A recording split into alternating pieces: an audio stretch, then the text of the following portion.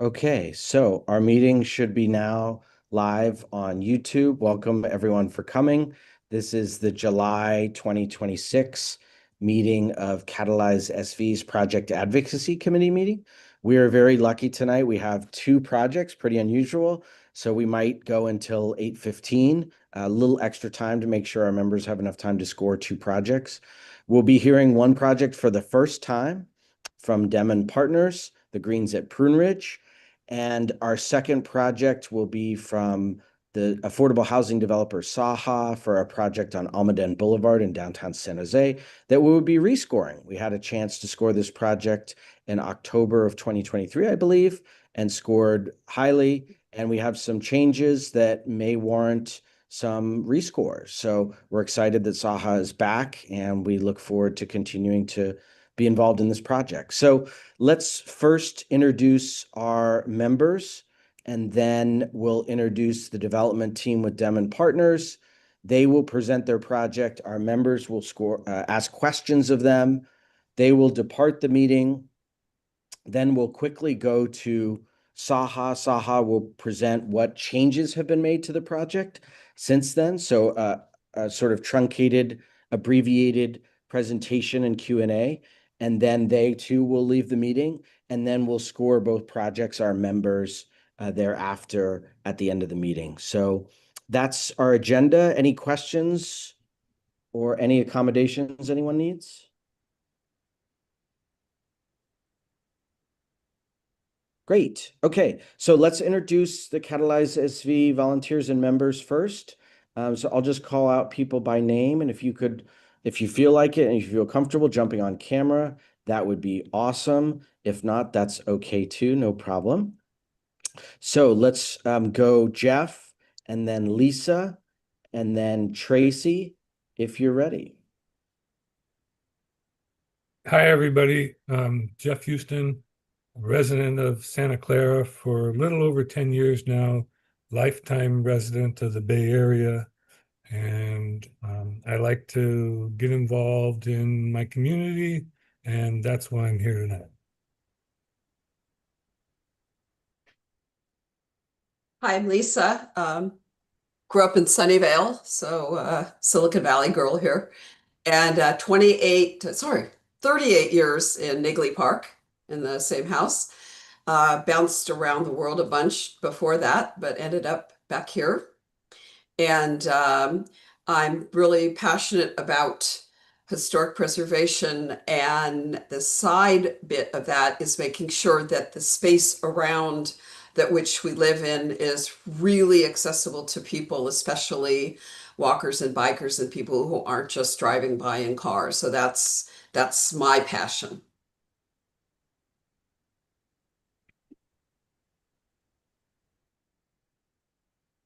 Great. Tracy, we already know where you are, but do you want to say hi again? And if not, that's okay. Okay, well, we'll probably have a couple other members drop in here, project teams. So if we get a chance, we'll introduce them when there's a good moment. Otherwise, I want to turn it over to the development team. So let's see, who's presenting? I'm gonna start here. Okay, great. Let me make you guys co-hosts in case that Great. helps.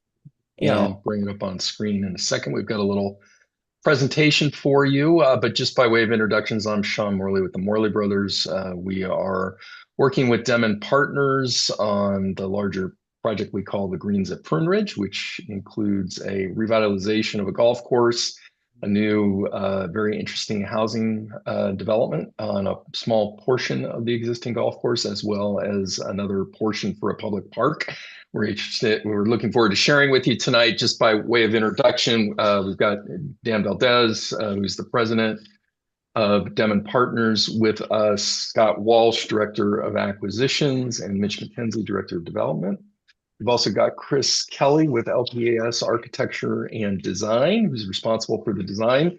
We're all going to pitch in and do just a quick bit on the presentation here, which hopefully you'll all find somewhat interesting. Just bring it up now. Can everybody see that? Yeah. Great, good.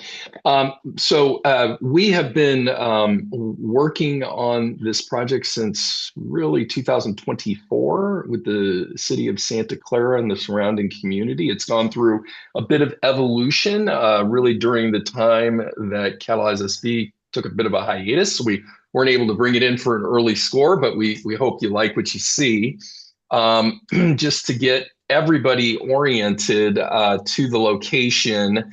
It's right in the center of the site. We're in the southeast corner of Santa Clara.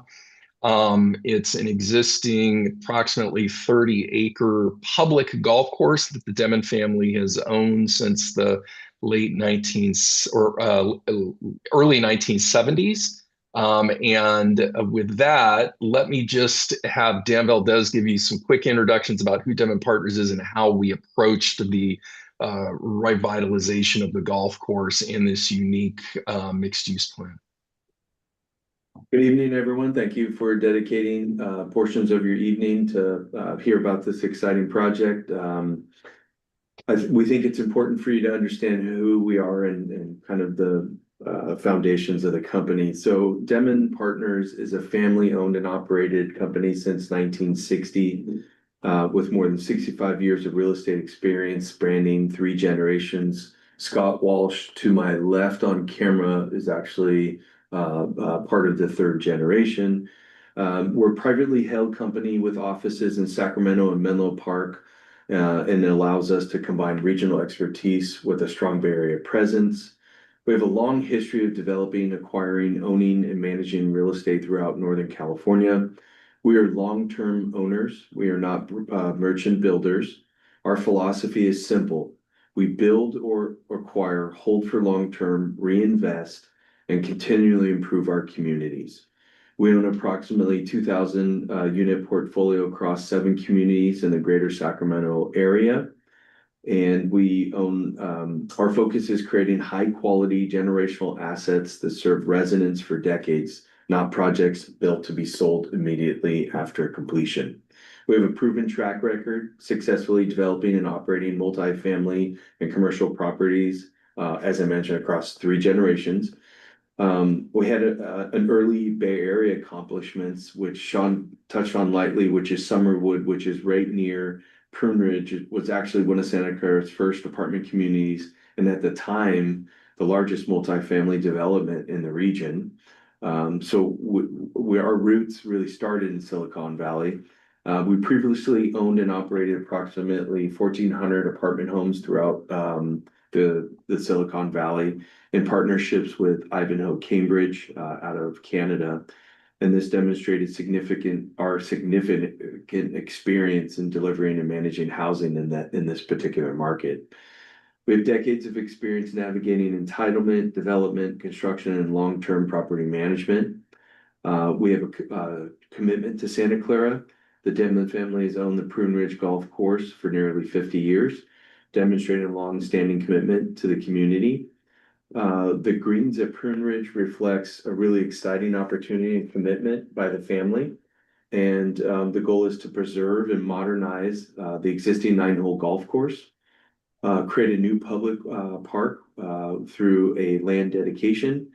The development will deliver 316 new apartment homes, including 47 affordable homes that are integrated throughout the community.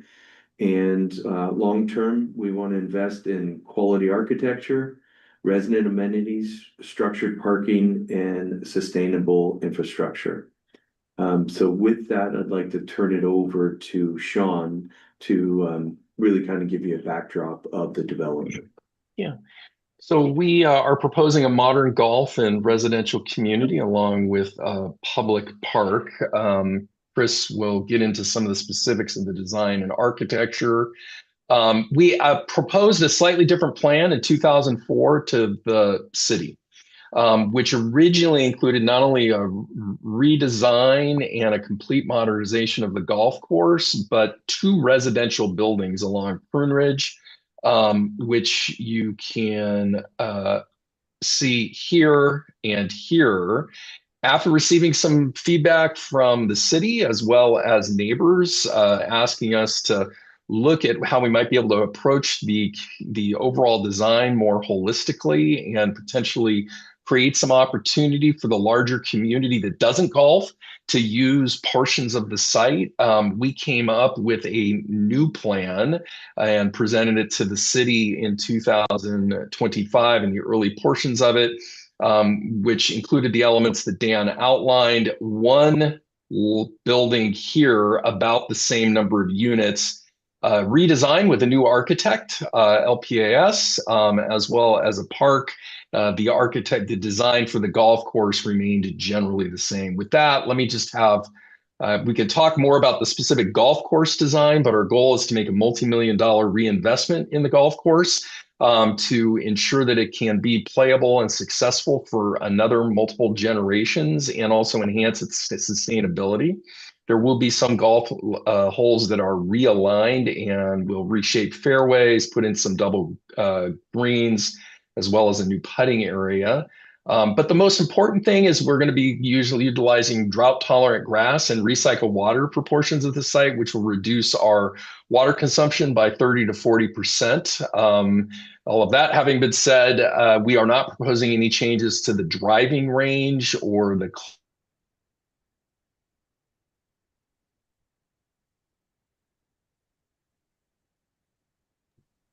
Did anyone else lose Sean? Yeah, We I did lost lose him too.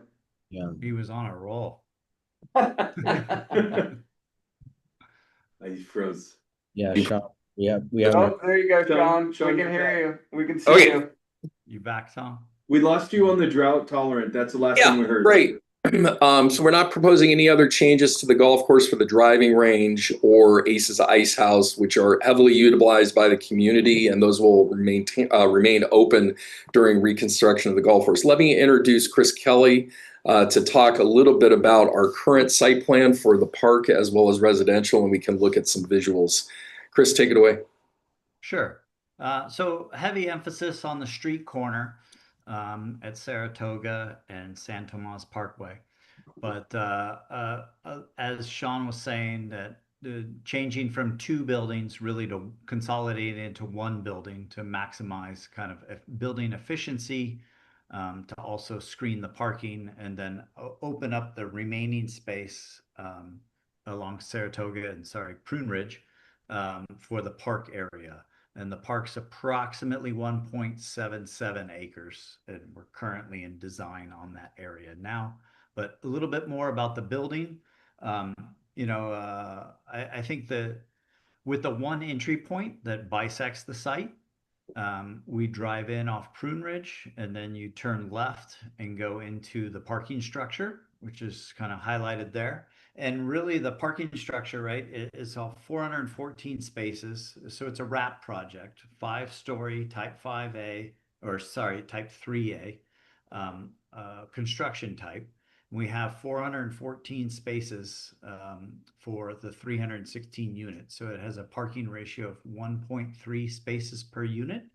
But the key ingredient here is that the architecture, the units line around the parking garage so that you are entirely screened from all parking on this project as you walk by on Prune Ridge and continue on.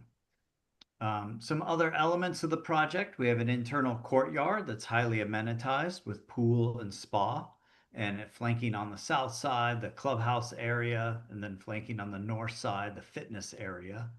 The main entry lobby is not necessarily facing the street, but it's internalized, so you could drive in and park for future tenant parking that is surface parked in front of essentially the front door, or you could go in the garage.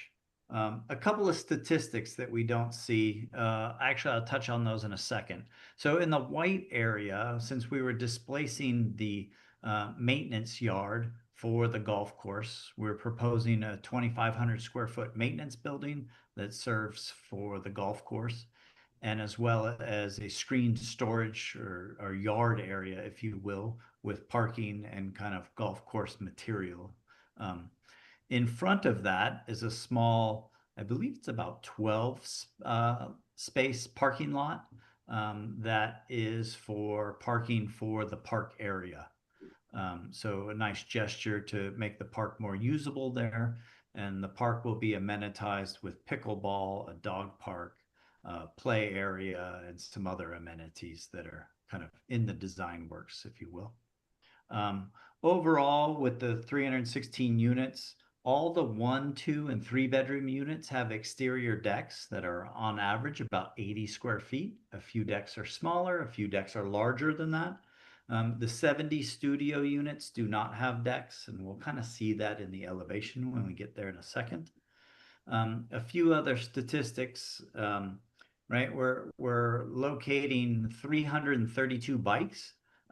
Primarily, they're all located in long-term storage in the parking structure, actually under the vehicular ramp. We're utilizing that kind of dead space for long-term bike storage. So 1 bike space per unit.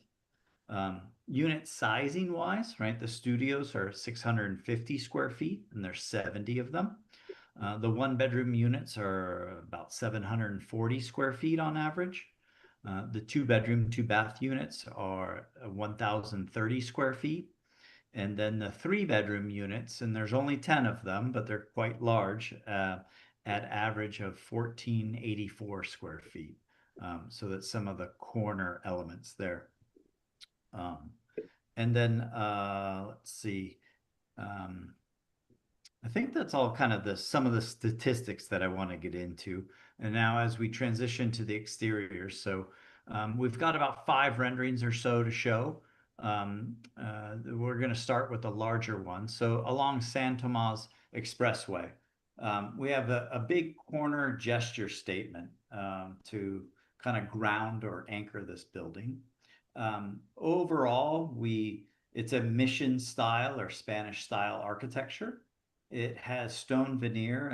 It's kind of, this is maybe the roughest elevation to describe it, because this is where we get to preserve some of the largest trees that are on site.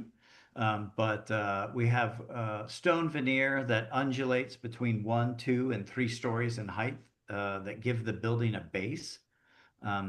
Overall, we mix up the roof architecture with gable ends, hip roofs, and some parapet roofs, which allow us to have a mechanical well on top. So all the condensing equipment or the HVAC will be up on the roof and screened from parapets.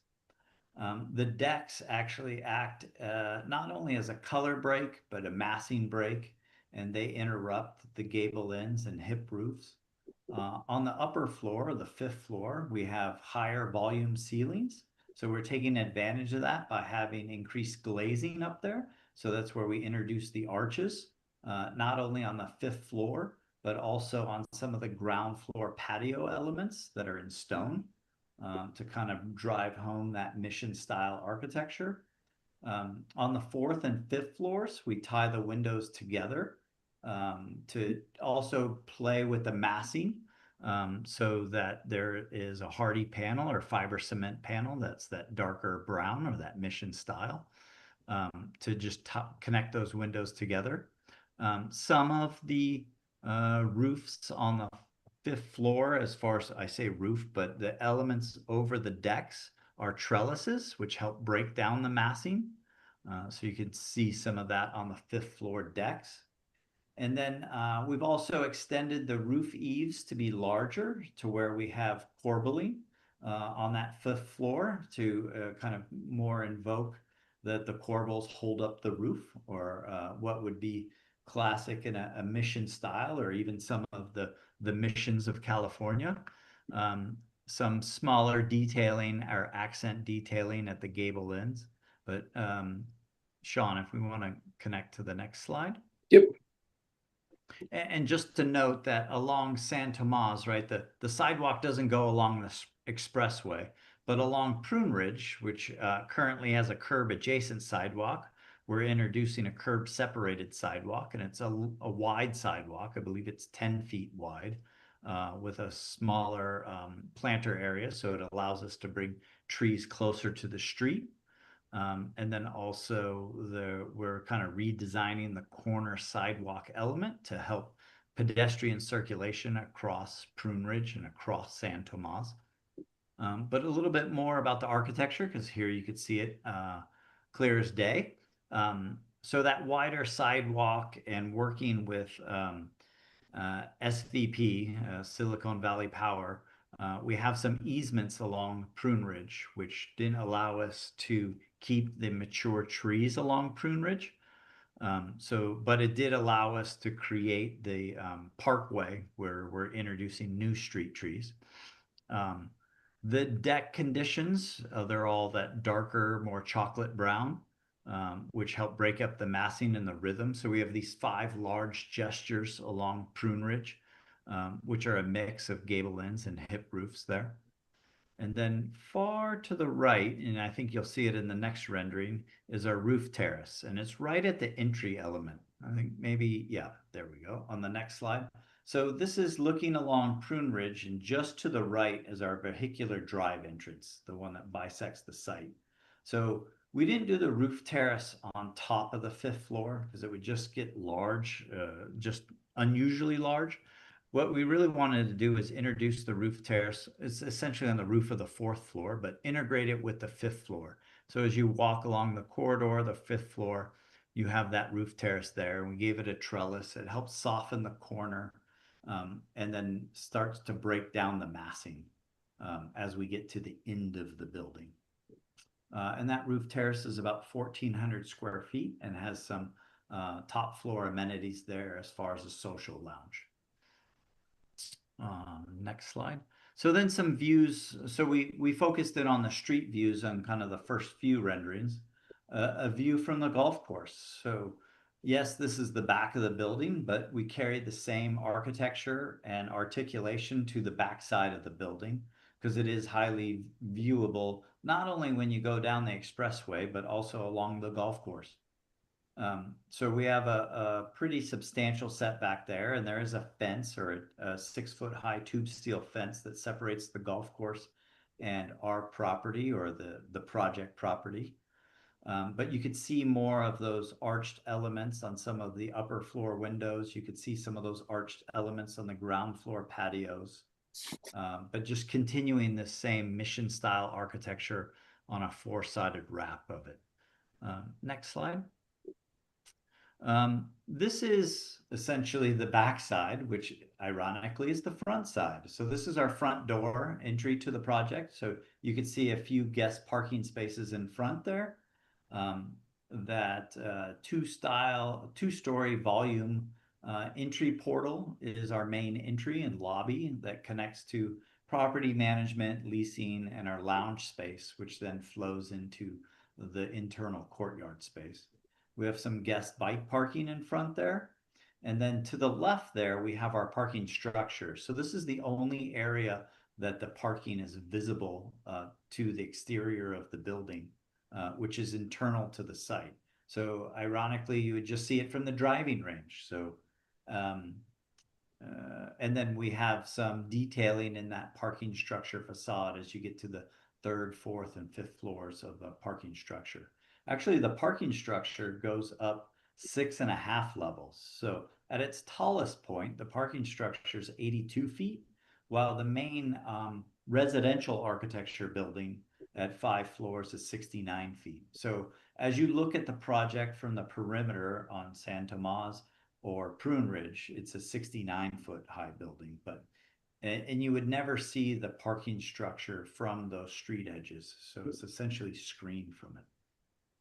I think we could go to the next slide. That. Yep. So then kind of pulling away from the building, we started to analyze what this building looks like, what the redesign or reconfiguration of the golf course looks like, because we truncated or shortened the corner there. So this is a view from further in the golf course from a distance, seeing the backside of that building.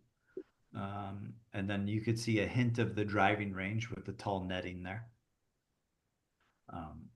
Next slide. And then just a different vantage point because we're also reaching out to the neighborhood there. And, you know, these are some people have been golfing at this golf course for quite a long time. And then also, what do the neighbors see from a distant view across the golf course? So we just captured a few distant views of what the building looks like from vantages of the golf course. And then also the park area. So this is a distant view with the parking structure in the background there, as well as, unfortunately, the trees hiding the beautiful roof terrace at the corner element there. But you get a glimpse of the single story maintenance yard as well, which is just essentially an outbuilding there. But it's a mix of a dog park, some pickleball courts, some play structures up against the driving range along Prune Ridge. I think I'm Great. turning it over Chris. Thanks. back to the group for the community benefits. That's great. So let me just talk about a few beyond architecture and design, some of the other elements of the project you all may be interested in. But we're obviously going to be on the community benefits side, making a fairly significant reinvestment in the golf course, likely 5 to 6 million or more, to benefit golfers and residents for generations to come. It's an important new housing opportunity, especially a new housing type in this neighborhood with 15% affordable. We talked about the 1.7 acre public park. It'll be fully dedicated and improved by Dem Partners. After the city will go through its own design process, although we are proposing an initial concept and design based on feedback that we've heard from folks, and we talked about the water reduction. There's an EIR circulating right now for the project. Just so everybody is aware, the period for comments closes on July 20th. It is unique in that the EIR has, as a key finding, 0 significant unavoidable impacts. We worked really hard to incorporate design features to address all of the issues that might come up from a design perspective. There are some significant impacts that were identified, primarily construction related, and with standard construction conditions of approval of the measures, those can be mitigated. So we're very excited about that outcome. But the city is concluding that process, and then we hope, complete the full EIR sometime in a couple of months. There was a very large transportation study done, both including CEQA as well as local traffic operations. Again, overall study showed that there was a 0 impact finding. We fit within the larger neighborhood context. We can answer some questions towards the end here just about some of the larger improvements that are going on in the area that we're participating in, associated with the city's Complete Streets program for biking and pedestrians, which we're designing too. We have had a ton of community engagement. Meetings that we've had that have really dated back since May 2024, when we first introduced the first design of the project with the golfers as well as the homeowners association that the golf course surrounds and was built after the course was there. We've had multiple meetings with them. There is some concern and opposition from some members within that group, but we continue to work with them on a series of design issues. We've had one large community meeting that was sponsored by the city. We've met with another neighborhood group called Laurel Park East across Santa Moss with the encouragement of our council member, Kelly Cox. And then we have another meeting scheduled for this Wednesday night, which will be an applicant-sponsored meeting that will be virtual. There's 2 websites up, one on the city and ours for it. There have been 6 newspaper articles, 1,200 neighbors have been mailed numerous times. We have been doing our best to receive input, and in fact have made some design changes to the building approach and the park to accommodate neighbor input and feedback and create what we think is a much better design than the first one. And then secondarily, we are working with our immediate neighbors on a bunch of design iterations related to edge conditions on the golf course, which too, the overall design was done to improve in part the conditions related to our immediate neighbors, to not only enhance play, but have fewer errant balls going into neighbors' yards and the like. Building design, as Chris mentioned, we've got hundreds of EV and bike spaces, low fixture and recycled water for landscaping, optimizing energy performance, all the kinds of things you are starting to see on a lot of projects. We are doing a couple of unique things in that we are going to be adopting a TDM plan for the property and will be required to reduce vehicle miles traveled by 20%. That's a pretty tall order. But one we're comfortable we can meet through an on-site transportation coordinator, and other measures in the TDM plan that we've submitted to the city, which includes a bike share program, and will also be contributing to future bike lanes the city has in the neighborhood. In terms of what we're actually asking the city for, you don't see this very often, but we're proposing a general plan amendment for the portion on the front along Prune Ridge to allow for housing as well as the public park. That will require a zoning code amendment as well, and then obviously architectural review. We are seeking one waiver pursuant to state density bonus laws to allow for a reduction in the common open space requirement per unit. We are proposing from a design perspective, I think, something very common in Silicon Valley developments. It does not, though, meet the city's specific requirement on a square footage basis. We are seeking also a vesting tentative tract map to allow for these two parcels, the public park and the residential parcel, to be separated from the remainder of the golf course. And then there is a scenic easement in favor of the city to ensure that the property is maintained as a golf course. That does allow for it to be amended. We are proposing that the actual easement be amended as well, which is really a real estate arrangement, but it will come forward and does require council approval in order for the project to move forward. So we're seeking that approval as well. Just in terms of the timeline, again, we started in the mid-2024 process, went through some design review. We've been in an 18-month application review for the current design now, which is submitted, I believe, in late 2024, early 2025, the preparation of the EIR. It's now in a public review process, and we expect public hearings to start in earnest sometime in the September-October timeframe. We do expect that the council will hear the project before the end of the year. That's highly dependent on just how long it takes the city to complete the EIR process. And then we've obviously got our contact information that we've been sharing with the community as well as our planner. I think that is it for now. Let me just go. You all may have some questions for us. I've got the site plan as well as a breakdown of the larger master plan. We can keep that up or bring anything else. But Alex, I think that concludes generally our presentation. I'm sure people have questions. Yeah, people do have questions. Great.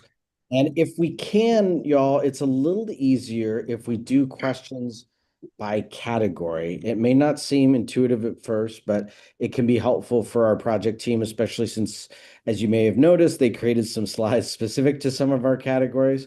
So what I'm going to do is I'm going to put each of the categories in the chat function, starting with the community category.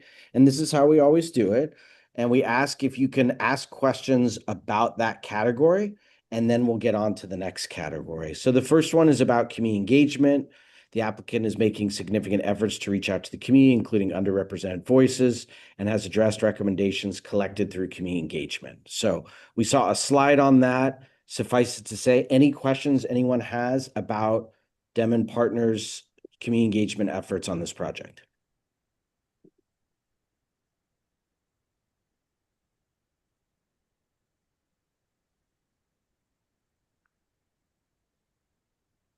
Any questions?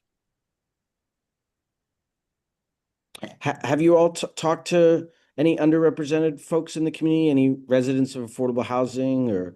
Yeah, we've really just done it on an overall, what I'm going to call neighborhood basis, working out in concentric circles.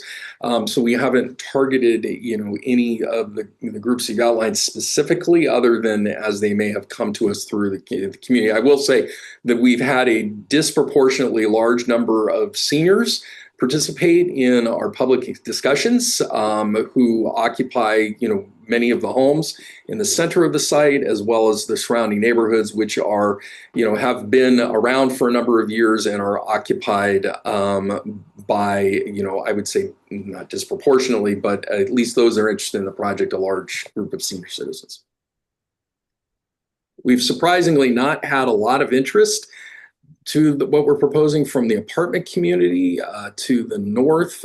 It's recently sold. There's a different ownership, but all the members, residents there have been noticed. And we just, I think generally speaking, we often see this, that sometimes rental communities don't have as high levels of participation as actually for sale housing in the nearby area. But certainly, and we've gotten, the hundreds of mailers to our surrounding residents, both north, in the center, and east and west. There's a lot of housing around us.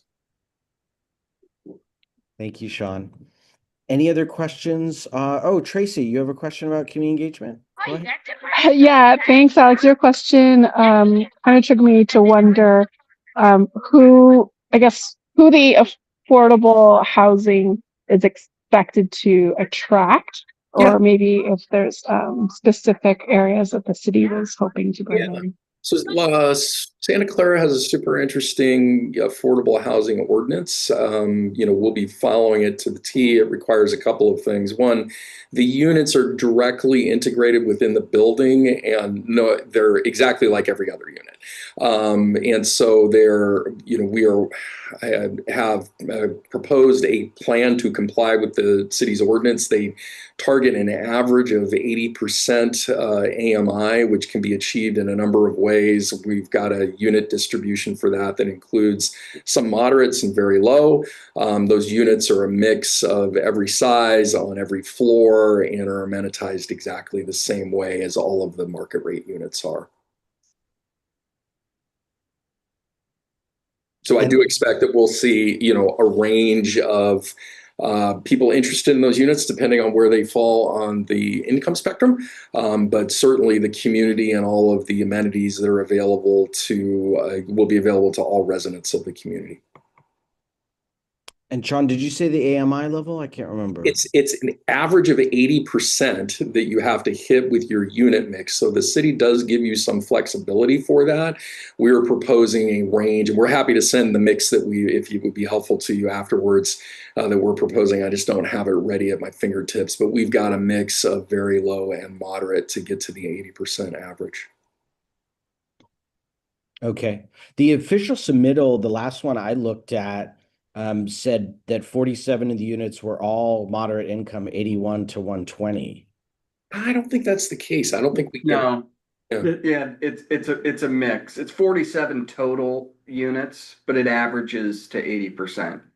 We'll get you the breakdown if it was either we misstated it or it's misstated in the plans, although I don't think that's the case. We'll go back and check, but it is a mixture, and we are proposing to comply with the city's ordinance requirements, which I believe is an 80% target average for all of them.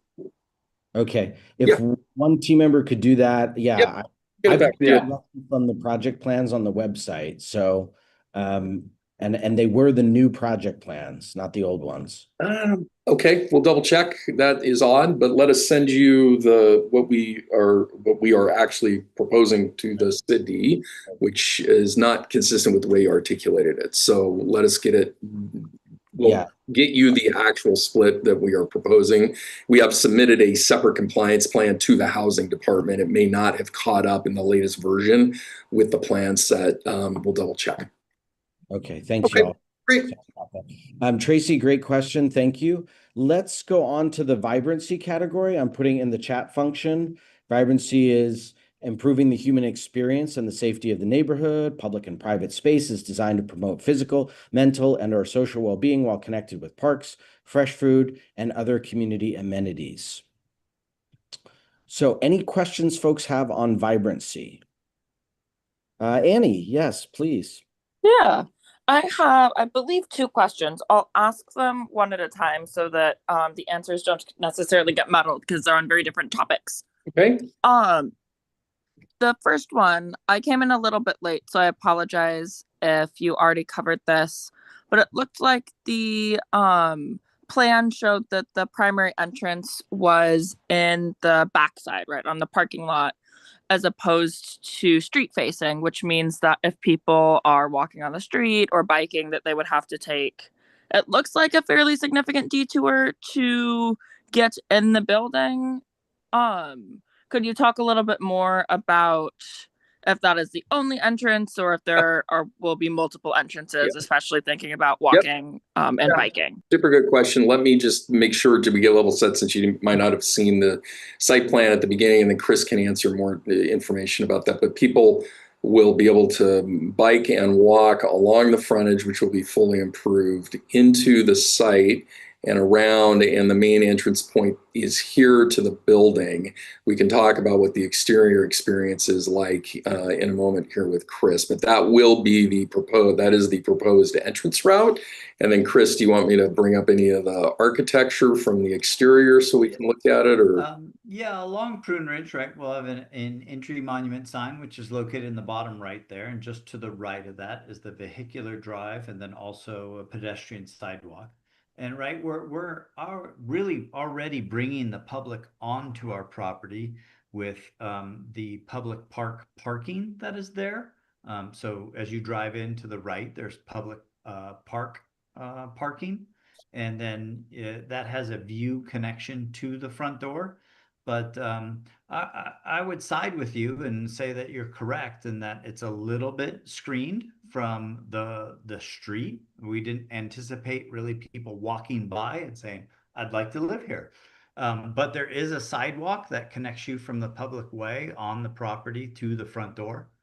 But I think through the use of a little bit of signage and wayfinding that we could find the front door, and it's quite a larger gesture, right? We have a 2-story volume there to kind of architecturally say that this is the front entry. And we have enhanced paving out in front of it, so it starts to feel like a comfortable entry plaza on that vehicular drive area. But we also too have a bit of a unique site with the existing driving range and the course. We didn't want to intrude further into the golf course area. We didn't, an entryway wouldn't really be appropriate on Santa Moss Expressway, and our narrowest point on the whole site is the corner of the driving range to Prune Ridge, and so it presented some really challenging site logistics. LPS, I think, did a great job in figuring out how to put all the pieces together in a way that works. Hopefully that helps answer your question. I think you said you had a second one too. I did, yes. My other question involves the trees. Yeah. When I'm not doing housing stuff, oftentimes I am engaged in urban forestry advocacy. And so protecting trees and making making sure that there are lots of trees Yes. Where people are walking and biking Yep. is something that's really important to me. Yep. I heard that you said something about an easement, meaning that you couldn't save existing trees, but you were planning to plant new trees. Could you talk a little bit about that? Yeah, super helpful. Question clarification, couple of things. So we have not finished a design for the park. It has a number of very mature trees in it. We're proposing to design around as many as can be protected, if not all of those. Ultimately, it will be a publicly dedicated park. The city will control that process, but we think there is an opportunity from a urban design perspective to weave in most of the park elements within the existing canopy. Ultimately, though, the city will make that call, not us. Most of the trees along Santa Moss Expressway are being preserved. There are a couple of select removals, and you saw in probably the early renderings that we were showing there on the two sides. One side has larger trees. Unfortunately, and this was not based on applicant election, but at city direction, the original design we had included preservation of the larger trees just along the frontage here, along Prune Ridge, along the building. The city directed us in the later design stages to remove a number of those large trees for two reasons. One, to account for street sidewalk widening, and then some other easements associated with public utilities associated with that widening, and then also to achieve fire safety apparatus access to the building along Prune Ridge. So certainly wasn't our preference. We tried to minimize that as much as we can. but we ultimately needed to comply with those city directives as provided to us. So there are more trees being removed here along the frontage, although I would say generally speaking, at least in the area we're proposing urbanized development, the building, we are proposing to maintain as many trees as we can, as well as the canopy in the park.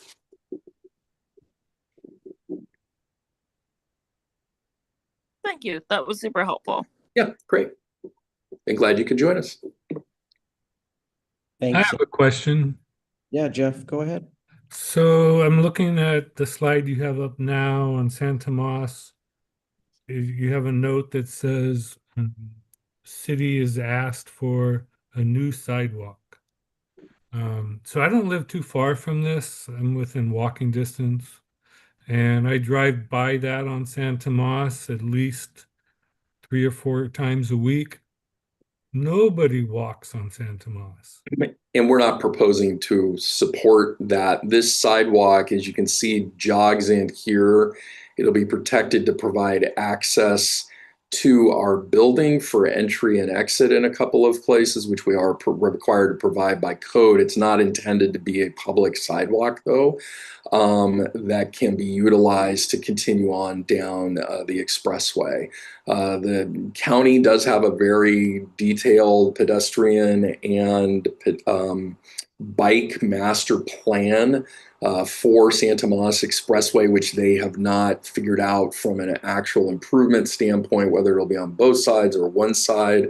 We are trying to stay within our footprint, though, and provide access on what is a very busy public expressway, and to ensure that we can provide fire safety access for our building, but it's not intended to be a public sidewalk. As opposed to what we are seeing here as we make the turn onto San Tomas and the intersection, and I can actually show you a slide here if you'd like to see it. This is current condition here. The city and the county have asked us to make a pretty standard improvement for the slip lane elimination, which exists here. This is just an example of actually El Camino, San Tomas Expressway, one intersection up from us, to allow for a bulb out to create a better safety zone and then transition into what will be a sidewalk on our side. But you are right, people don't walk there, and we don't necessarily want to be encouraging a sidewalk to nowhere. So the sidewalk will be essentially you can see the trees. We see the larger canopy here. Chris, if I'm not explaining this correctly, tell me. Yeah, no, see the larger canopy of trees is just off our property, which are the dots, or we located the trunks. Our sidewalk is on our property and serves our residents. So in the upper left corner of the project, we have a stair. And so egress wise, we need access from that stair to go to the public way. Okay, got so it. we have a couple of points of those that we're picking up people in the event of a fire that are exiting the building on the left side, and then coming down that sidewalk on our property. Okay, And wonderful. Thank you. Integrate with the existing public sidewalk. That's all. Thank you. Thanks, Jeff. Any other questions on vibrancy? I would just say that for our members, I think the public park is a component of the vibrancy that we should consider. And I think we are going to be looking at this project probably simply from the housing and the public park, as opposed to the larger project that is going to be in future stages. Any thoughts to putting any of the clubhouse or any kind of ground floor retail in the site at all, or activation of the ground floor? Yeah, it's a little hard to do given its location, because we can't really park it off San Tomas. So this is intended to be primarily a residential community. We have a very, very active retail center just across the street with a grocery store and the like, as well as, this is becoming a fairly attractive neighborhood from a walkability and a bikeability standpoint. They both score pretty well. We've got schools nearby. We didn't think, though, given the retail component and just given how limited our depth of area for development here was, because we didn't want to move the driving range, and we also too have the clubhouse for the golf course, which is totally available to the public. In fact, it is actively used by members of the public that don't even golf. Big outdoor seating area, a restaurant with a little bar. And it's actually heavily used. Community groups hold meetings there all the time. It's a gathering place for the community, just informally. So even though not part of our building, but just given the site constraints, we would have had to grow it dramatically to be able to make those elements work. And even then, I think with the retail across the street, we didn't think there would be an opportunity to create a retail experience. So we're just relying on the retail in and around the neighborhood to be supportive of the development.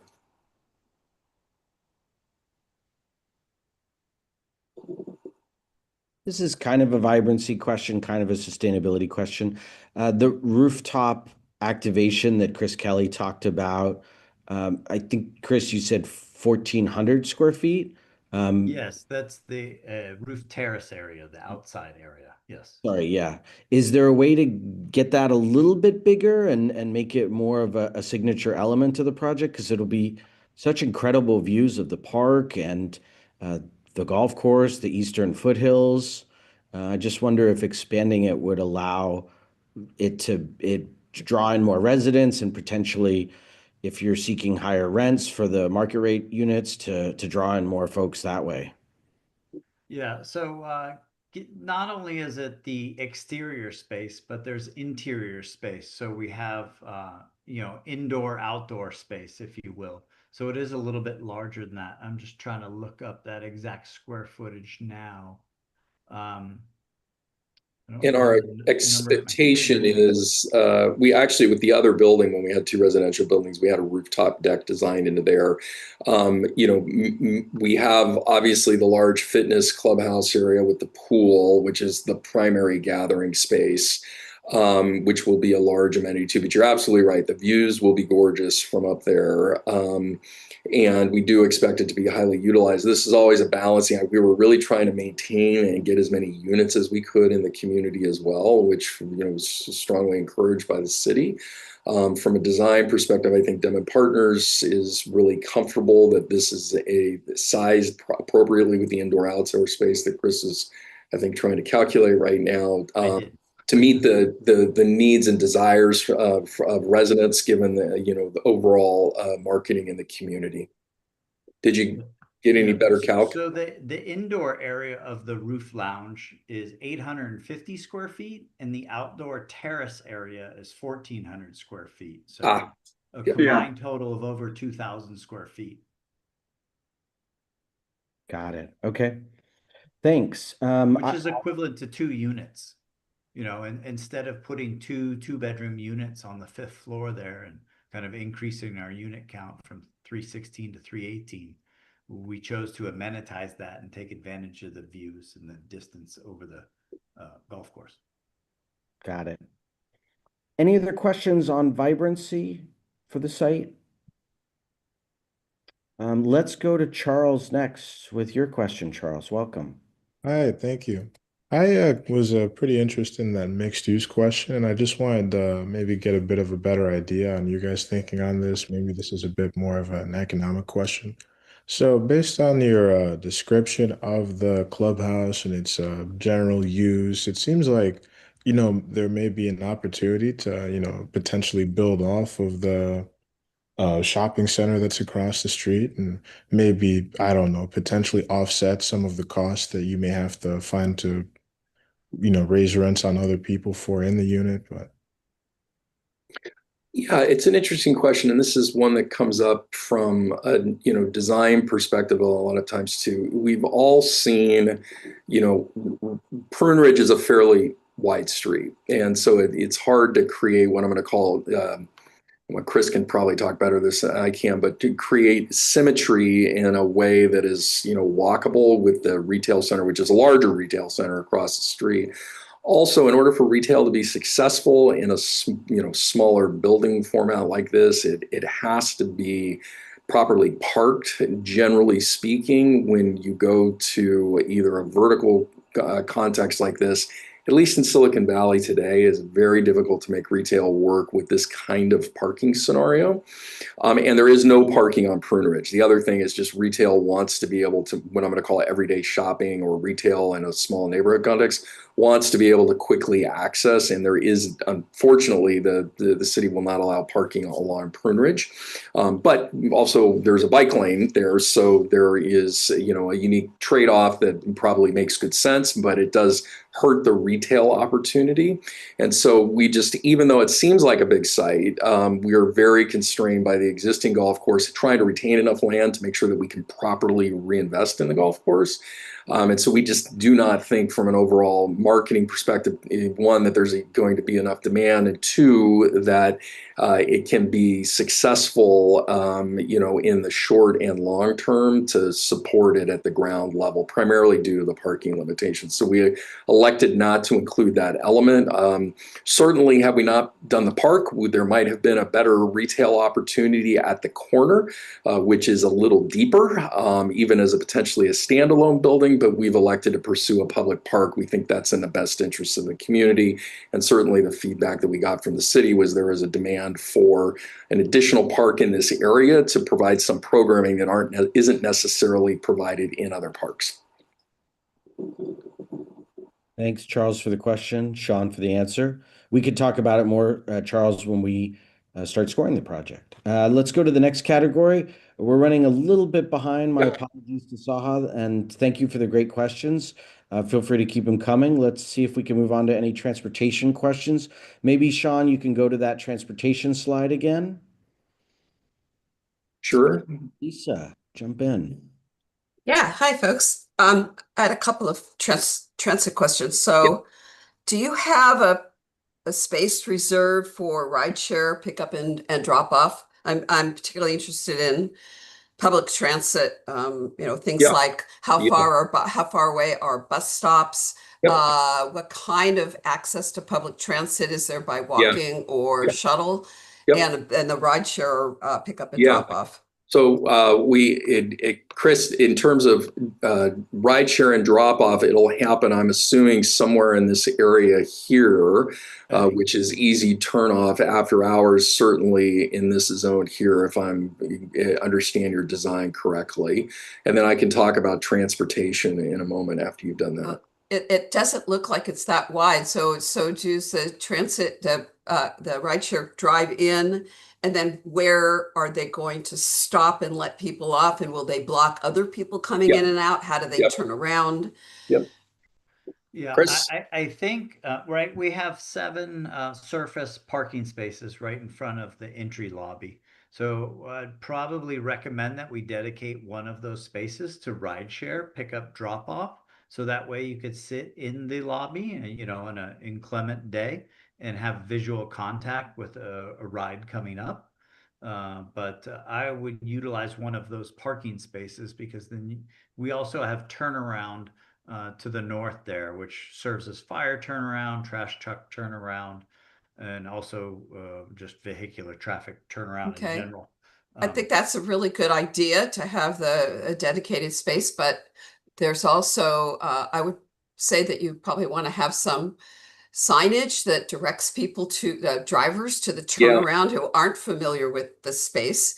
Well, and the other point, and the other thing is that this brings me into the point about that parking lot. It's great, but my question is, and I'd love to see reduction of car use, but when people come to visit the many hundreds of people who are going to be living here, that is, this one, small space for a few guests. There's that seems, I just wonder how that's going to work. And then the other thing is, what's to prevent people who want to come visit the park from driving in and parking in that? They could the people that are just visiting the pickleball courts or the dog park, for the neighborhoods, they'll drive instead of walking, because you pointed out walking isn't all that pleasant in that area. They'll drive over there and park and use up all of those spots immediately. And then they're not available for guests or of the residents or whatever. So leading it to all of that, building on that, I'm wondering if you considered I've seen other developments that had stacking machinery in the parking garages for the residents, and maybe installing some of those to free up some additional spots for guests of residents inside the parking garage. So that's kind of a lot of pieces, but I thought they all kind of integrate. So I thought I'd throw them all at you. Sean, okay if I jump in really Fire quick? away. Okay, so let's start with the parking stacker. Demon has successfully managed a Klaus stacking system, Lisa, and one of the things that you need height clearance in order to accommodate the shucking and jiving, for a lack of a better term, for the stacking component. And we also found that a lot of times when the systems would go down, it was user error. Residents, leaving their door open while the stacker moves, and those systems can be highly problematic and frustrating for our residents. Okay. You'll notice that we're above our required parking ratio, and the parking for this project is unbundled. It is not tied to the individual units. We expect a lot of residents to live and work and play in this area and not have vehicles. Denman uses a program called ZARC, which makes parking available for guests and residents that can be reserved on a daily, weekly basis. So as visitors come, let's say the mother-in-law is coming from out of town, our residents are going to be able to reserve a spot for their guests within the garage in a controlled access space. So there will be some unassigned spots then. Yes, they're all that can be unbundled. reserved. Okay. Yes, Yeah. absolutely. And they could be reserved monthly, daily. We find it's important to have that flexibility for the residents to, maybe they just want a short-term commitment to parking. And as to your note about ride share too, one of the things we're finding with these larger communities is all the ride share services now are with some coordination with the building owner, able to identify specific drop-off and pickup locations, as well as how to access the building. And so certainly we would expect that'll continue to evolve, and as the building opens, we'll be making that coordination as well. Although signage is a good idea, I think even the rideshare companies are doing a better job of identifying how to access specific buildings too, which is great. And Sean, to that point, as part of our transportation plan, on new move-in packets for new residents, we can tell them where to pin their pickup location, which would be to that dedicated spot. So we can kind of guide them and breadcrumb that Uber driver directly to the best space to pick up and drop off guests. What about the issue of the park users filling up that lot pretty much all the time? You mean over here? The one parking lot, the one small parking lot you have, that's right. Ultimately, the city will decide how big this parking lot should be, and if they want to grow it, they can to meet there. But we think from an overall parking standpoint, this is about what they would likely require. Again, we propose a concept, the city will ultimately decide. There is street parking along Saratoga to the north here, which will create some parking and walking opportunities we do expect. And by the way, I do think if I use I think you used a word to describe the walking experience on Prune Ridge as unpleasant. If that was not what I was intending to convey, and I don't think I mentioned that word specifically, other than to say Prune Ridge is a little bit wider, and so it is not what we consider a narrow sort of very walkable street in the context where you gotta have retail on both sides.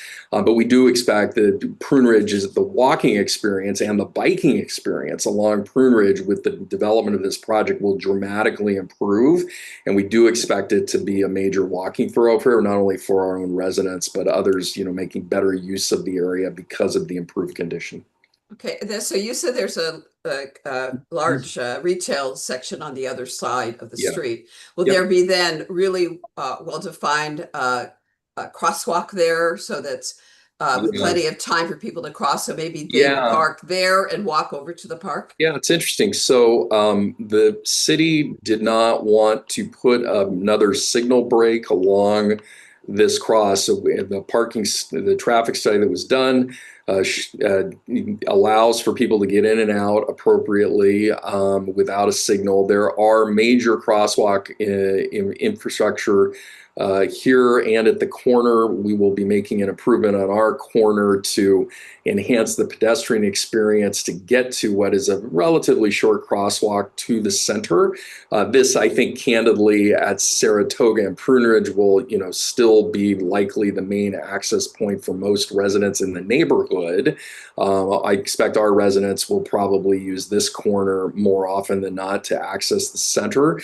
The city has come up with a very detailed plan along Prune Ridge, which has been and is being implemented to both our east and west to achieve both pedestrian walkability and bike safety, as well as just pedestrian experience improvements as part of their complete streets plan. We're designing to that to complete what is a very large section of a super block in the area that's currently got essentially no improvements. So we do think that we're going to be supporting those larger planning objectives fairly effectively, and it should make an important contribution to overall walkability and bikeability in the neighborhood.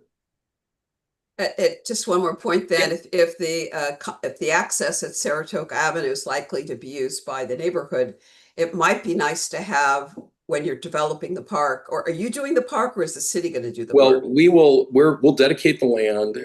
We've set aside funds to build whatever the improvements are. That in the way the city's process works, as we understand it, is the applicant who's dedicating the park to be provides a turnkey park, proposes a design. Okay. Ultimately, the city will go through a very extensive community engagement process, including surveys and the like, which, by the way, we understand is going to start on August 17th. We understand the Parks Commission may be holding its first discussion about what this park would look like. We are proposing our design for that, but ultimately the city will to make the decision about that, which will trail behind the approvals for the overall project. Then I might suggest that the design include something that looks like a park entrance on that corner at Saratoga. Very, very good point. Yeah, this, as Chris, I think, mentioned, is just, an example so we could show what the footprint of the park was going to be. We've got a more detailed plan in the plan set, and ultimately we'll be proposing something even more detailed to the city. But you're absolutely right. A monument of some sort will be important at that corner. Okay. Props and congratulations on doing a bike share. I love that. Yeah, good. Great. Thank you. Thank you. Good. Yeah, Sean, while we're answering this next question, can you put the transportation slide back up? And Annie, if you wouldn't mind, if we can go to Tracy, because she's in a different time zone and a place right now, that would be great. And then we'll come to you. Tracy, you want to go next? Thanks again. I share a lot of Lisa's concerns, so she and I are on the same wavelength. Green is small for me, but concerns about that entry, both a 90 and then a quick 90-degree, with there will be kind of backup for how people are entering and exiting. Mm-hmm. Wondering on that exit if it can be widened or less sharp, because I anticipate backups onto Prune Ridge. And then, I appreciate that parking lot may not be where it will end up being, but in its current place would, for me, cause concern for traffic mishaps. The city probably won't want to have another curb cut there into the park in a different place. It eats up land, and the natural place to put it is here. However, if the city wants to design it differently and handle a different entry point to it, we have studied along with the park for access. The traffic study that was done actually presumed, believe it or not, a soccer field on this, and not that you could fit a soccer field, but it is the highest utilization from a trip standpoint. So we overstudied the park from a traffic perspective, but in terms of access, this has been heavily studied by not only Hexagon, the the project engineer, excuse me, the city engineer for traffic that did the study, but the city's own traffic engineers, they believe it's safe. Whether from an operational standpoint they'll want to change this for the park, we'll of course adjust our design to whatever they ask for. Thank you. And I think you spoke a bit about the having one entrance and exit only. Can you speak a little bit about what you anticipate in terms of traffic and population? Yeah, High traffic times, ins and yeah. outs, how to mitigate. It is, although we are seeing changes in traffic patterns for communities like this based on work from home and split work days, ride share and the like, it still follows a very traditional pattern where there's a peak morning period and a peak afternoon period, primarily coming home and then leaving in the morning. I don't have the trip numbers at my fingertips, but generally speaking, the flow is, a small portion of the traffic that it currently exists on Prune Ridge and certainly Santa Moss today. The city and the county are very interested in making sure that there continues to be, appropriate traffic flow through it. But all the queuing, all of the left ins, the rights out for our development worked from a transportation perspective, which the city studied in very early in the process, and frankly, even more aggressively when we had two buildings rather than just one. But we are seeing, and Chris, I think, designed it. One of the things that's nice about the entrance here is it does move the entrance. Sometimes you'll see entrances right on a public right-of-way, which can create queuing. We believe that we've come up with a scenario that serves the public right-of-way the best in terms of overall traffic design. Okay, questions, we can keep taking them, but we're getting a little later into the agenda than expected, so we might be going a little long tonight. So let's see if there are any other questions on transportation.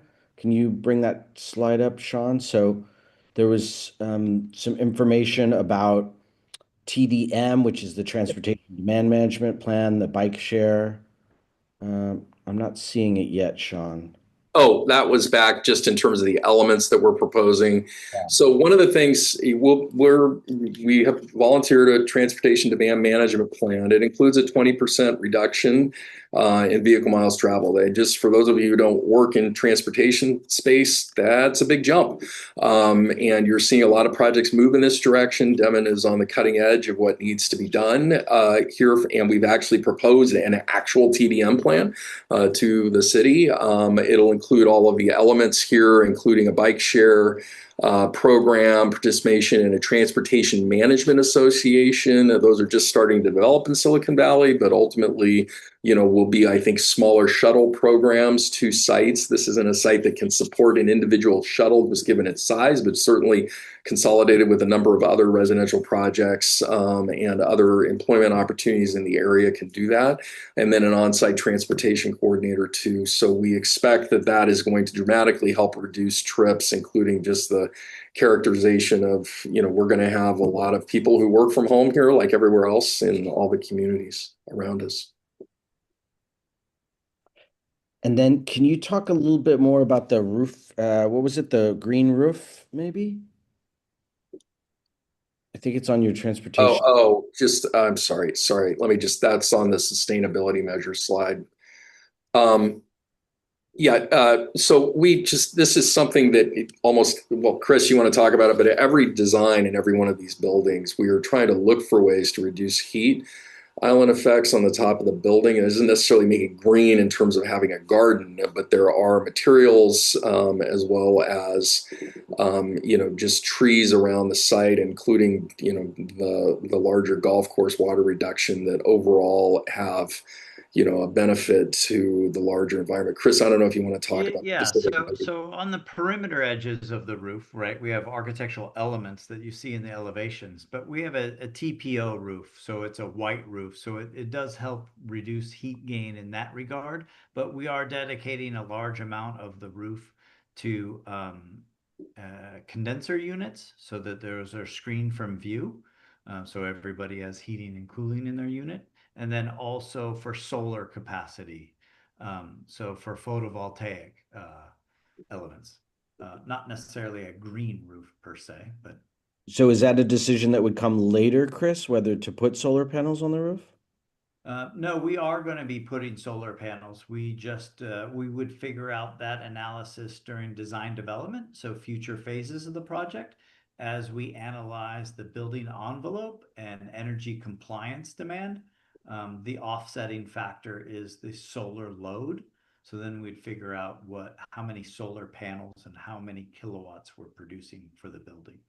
Okay. And So- just also what we can fit on the roof, given the other equipment that we're required to have there, including safety features and obviously stairwell, access and the like as well too. So our members generally like to see solar panels. So is that something we can take to the bank, Chris, that will be a project component? Yes, there will be solar as part of the project. Okay. Yeah, we just haven't quantified how many panels yet because there's a whole lot that comes up in building construction level that allows us to do the actual layout. Okay, thanks. Which I can tell you right after we get city council approval, we're starting next phases on this project. So. Okay. Annie, thanks for your patience. Let's keep the questions coming fast and quick. No worries. I will try to be quick. Again, I have two questions in light of your thinking that some residents will not be owning or parking vehicles and instead will be using other modes of transportation. The first question is, have you given any thought to including a communal bike storage room, or will residents be storing their bikes in their units? Dan, Chris. Yeah, we have a large amount of what I call long-term bike parking, so enclosed, covered, lockable storage. And we have 316 bikes or one-to-one bike parking. So every unit can have a bike that is in the parking garage underneath the vehicular ramp. There's a large enclosure that's a few thousand square feet. It's quite large. And then also we have short-term bike parking, which is near the building entrance. So as guests come, they have bike racks that essentially you could park at. And I believe there's about 16 of those. Thank you. That's super helpful information. And then the other question is, have you given any thoughts to including transit passes as part of renters' kind of lease package? Yeah, so the TDM plan, we're have the option to include a bunch of measures. Some we've laid out. There will certainly be others to achieve our reduction target. I think we're going to ease into actual, mandatory pass requirements and see how that goes. But it's certainly one of the tools that is regularly utilized to achieve higher trip reduction ratios, and we certainly have the possibility to do it, but we're not proposing to include, guaranteed passes going in. We do expect, though, that participation in the transportation management plan, one of association, as those are formed in the wider area, one of those participation tools is actually then covering passes a lot of times for people that join the association. And so we expect that will likely end up becoming a measure, but it's not one that we've included off the bat in our TDM plan, just as a voluntary measure that we may adopt in the future, primarily based on how that transportation association comes together. Thanks, Sean. Okay, a couple last categories. Intensity zoning. Are there any questions anyone has about the intensity zoning? So the analysis I read is that the city allows this site to be up to 100 feet, and the height of the residential building is 69 feet. The height of the garage building is 2 stories taller, and it's 82 feet at 7 stories. And correct me, project team, if I'm wrong on any of that. That sounds right. That's correct. Okay, any questions anyone has about intensity zoning? Like, could you guys go higher? And would you guys go higher? Super good question. We think the building's appropriately sized. Actually, it is a little taller than the first buildings we proposed when we had two buildings. So we did go up a little bit in height, but the cost of construction going past this level becomes infeasible in Silicon Valley and today and in the recent past, and we expect in the likely future. So we're pretty comfortable with this 80 what are we at 80 I think we're at 80 dwelling units per acre, Chris, which I think we're pretty comfortable is appropriate. 85. 85 appropriately scaled for the neighborhood. This is, very different than what we have in the surrounding neighborhood. It is a great location because it has no residential interface and it's on a major thoroughfare. So it is a good place to introduce height elements. But it is still, and it's important to produce this sort of housing opportunity in every part of Santa Clara. We think we are doing, but we weren't ready to look at a higher because we just don't think it was feasible to build. Any other questions about intensity? I'm putting affordability in the chat function, and the project team has clarified that 16 of the units will be for very low income. That's up to 50% of the AMI. And 31 of the units will be at moderate income, which I understand is 80. You said an average of 80%. So it's not 81 to 120. Is that right, Sean? I'm going to let Devin answer this question because you guys. Moderate includes 80 to 120%, and the very low is 50% of the average median income. Which averages out across the project to 80%. Right. Yeah. So a single person in Santa Clara County right now makes about the AMI is about 140,000. So when they're saying moderate income, that's 140,000, give or take that 80 to 120%. So keep that in mind, folks, as we're scoring. Any other questions about intensity or affordability? Okay, and then our final category is legacy. Sometimes we don't score this, but does anyone have any questions about the history of the site and how this proposal fits into it? I'm putting that explanation in the chat function as well. So all the 7 categories are now in the chat function. Any final questions that folks have? You've had a lot of great questions. Devin Partners and Sean have been very patient. Thank you. Oh, no, we appreciate the time. Thanks so much. I think there's one from Charles O in the chat. If Devin, you have a chance to answer that, that would be great.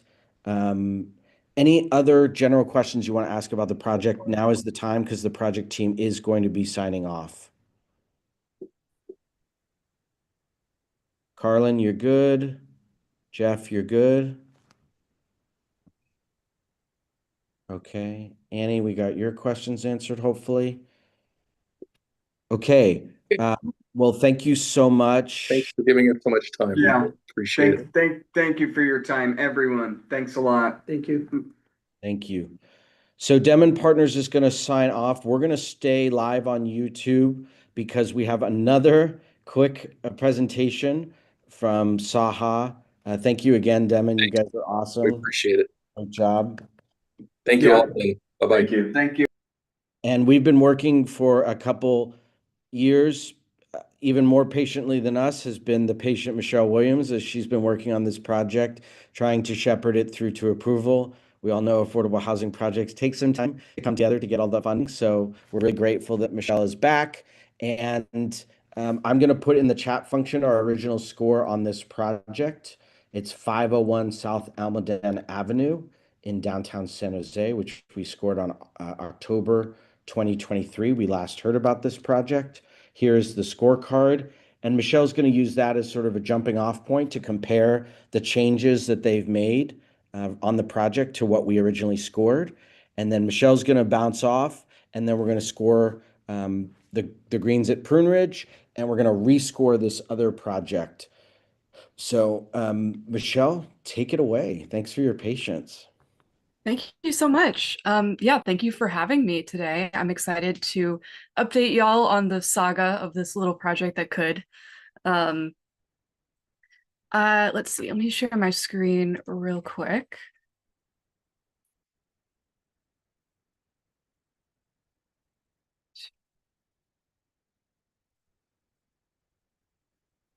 Okay.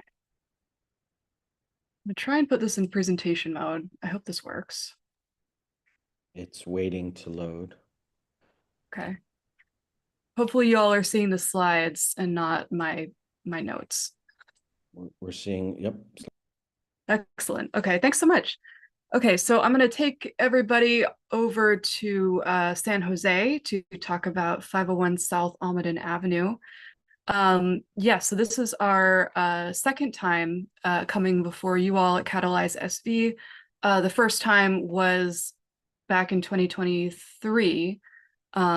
And since then, the project has evolved quite a bit. There have been quite a few updates, so I'm excited to share those with y'all. So today I'm going to just reintroduce the plan and the design updates that we've made over the last 3 years or so.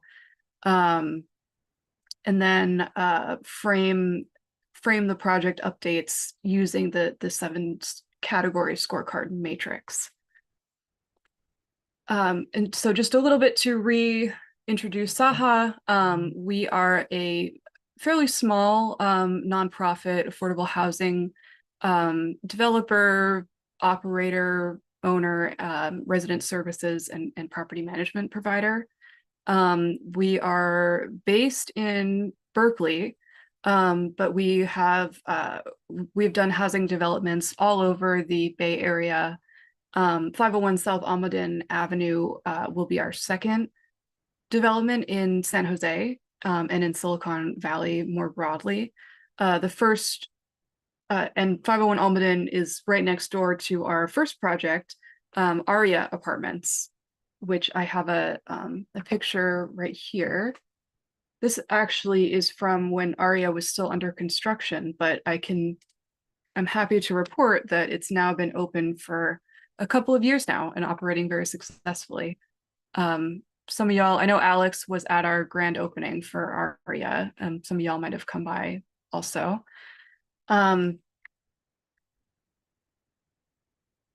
Yeah, so let's talk about where we're located here. So we're in the Market Almaden neighborhood, which is really a kind of a transitional neighborhood between a transitional neighborhood and kind of a gateway to downtown San Jose. We're also right next to the SoFa neighborhood. We're right next to the downtown convention center. And we're, about half a mile from San Jose State, and then a mile or so over to the west, we've got Diridon Station and all of those associated regional transit hubs. So it's a very vibrant and active community, and we're very excited to be pursuing more development in this neighborhood. Zooming in a little bit more, we've highlighted some of the local amenities that are within walking distance of the site.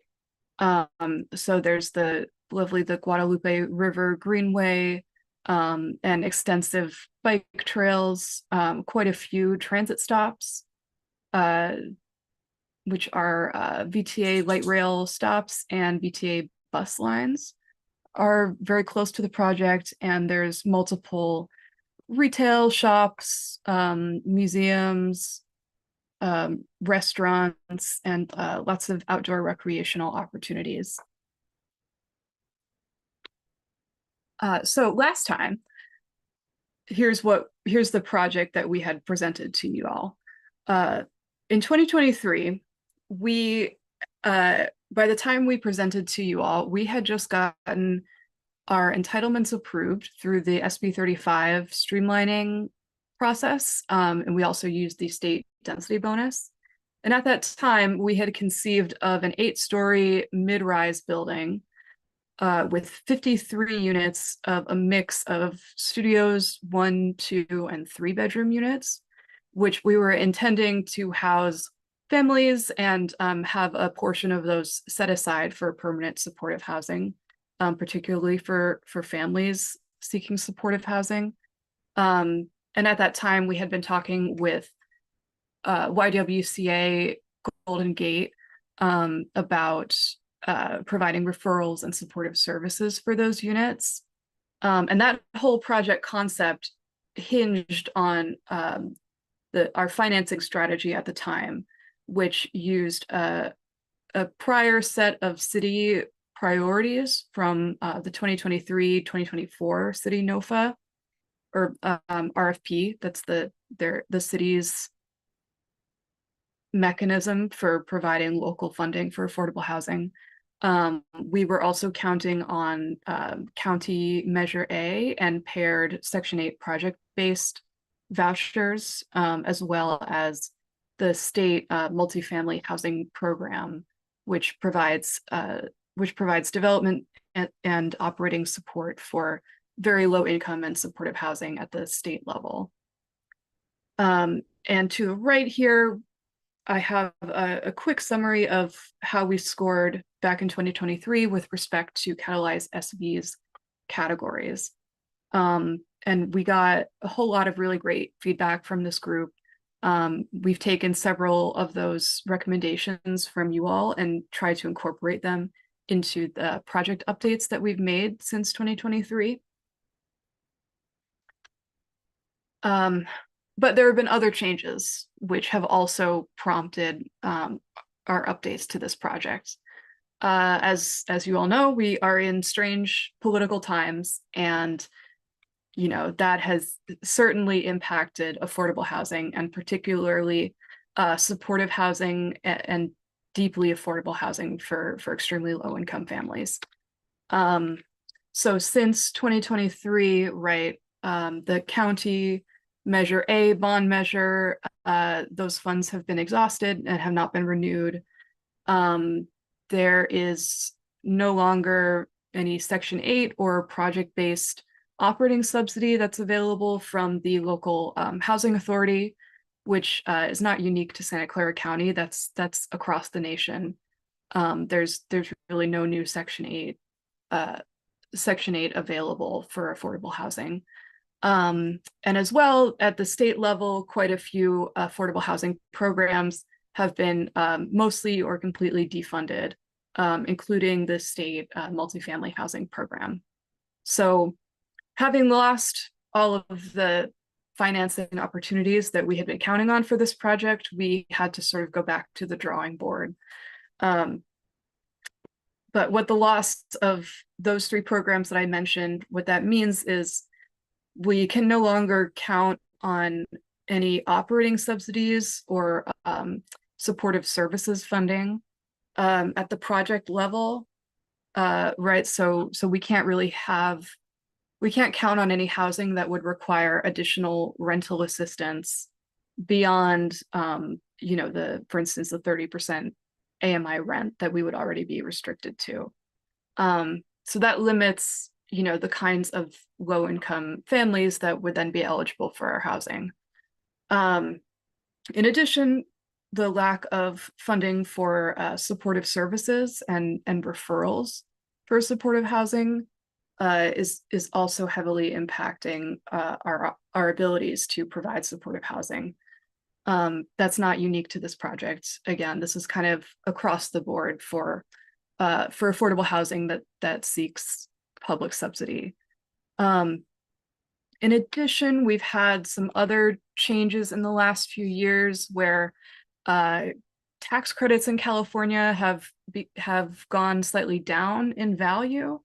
So we're not seeing the kinds of high prices per credit that were driving more cash equity from investors into affordable housing projects.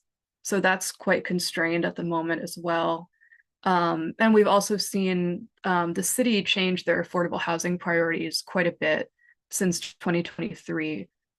Whereas back in the 2023-2024 NOFA period, the city's priorities were really about serving specific populations.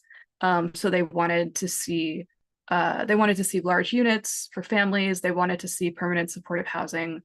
They wanted to see deeply affordable housing. And since then, the city's funding priorities have mainly shifted to prioritize cost effectiveness, and particularly cost per unit, really over other priorities of housing, specific populations that may require, additional inputs of services and programs. So that's the bad. A little bit of good news in the last 3 years is that one of the state programs that remains renewed and relatively well funded compared to other state programs is the Affordable Housing and Sustainable Communities funding program, as well as, we've seen some very promising construction innovations, especially with modular and prefab systems, as well as mass timber designs that have, been widely adopted and approved and, have kind of proven themselves in the field. So we, in addition to, kind of trying to follow the local funding priorities as they've changed over time, we're also pivoting to look more at the Affordable Housing Sustainable Communities, the ASIC program, and also incorporating some of these construction innovations that will help us achieve dual goals of cost effectiveness and also driving sustainability on the construction projects.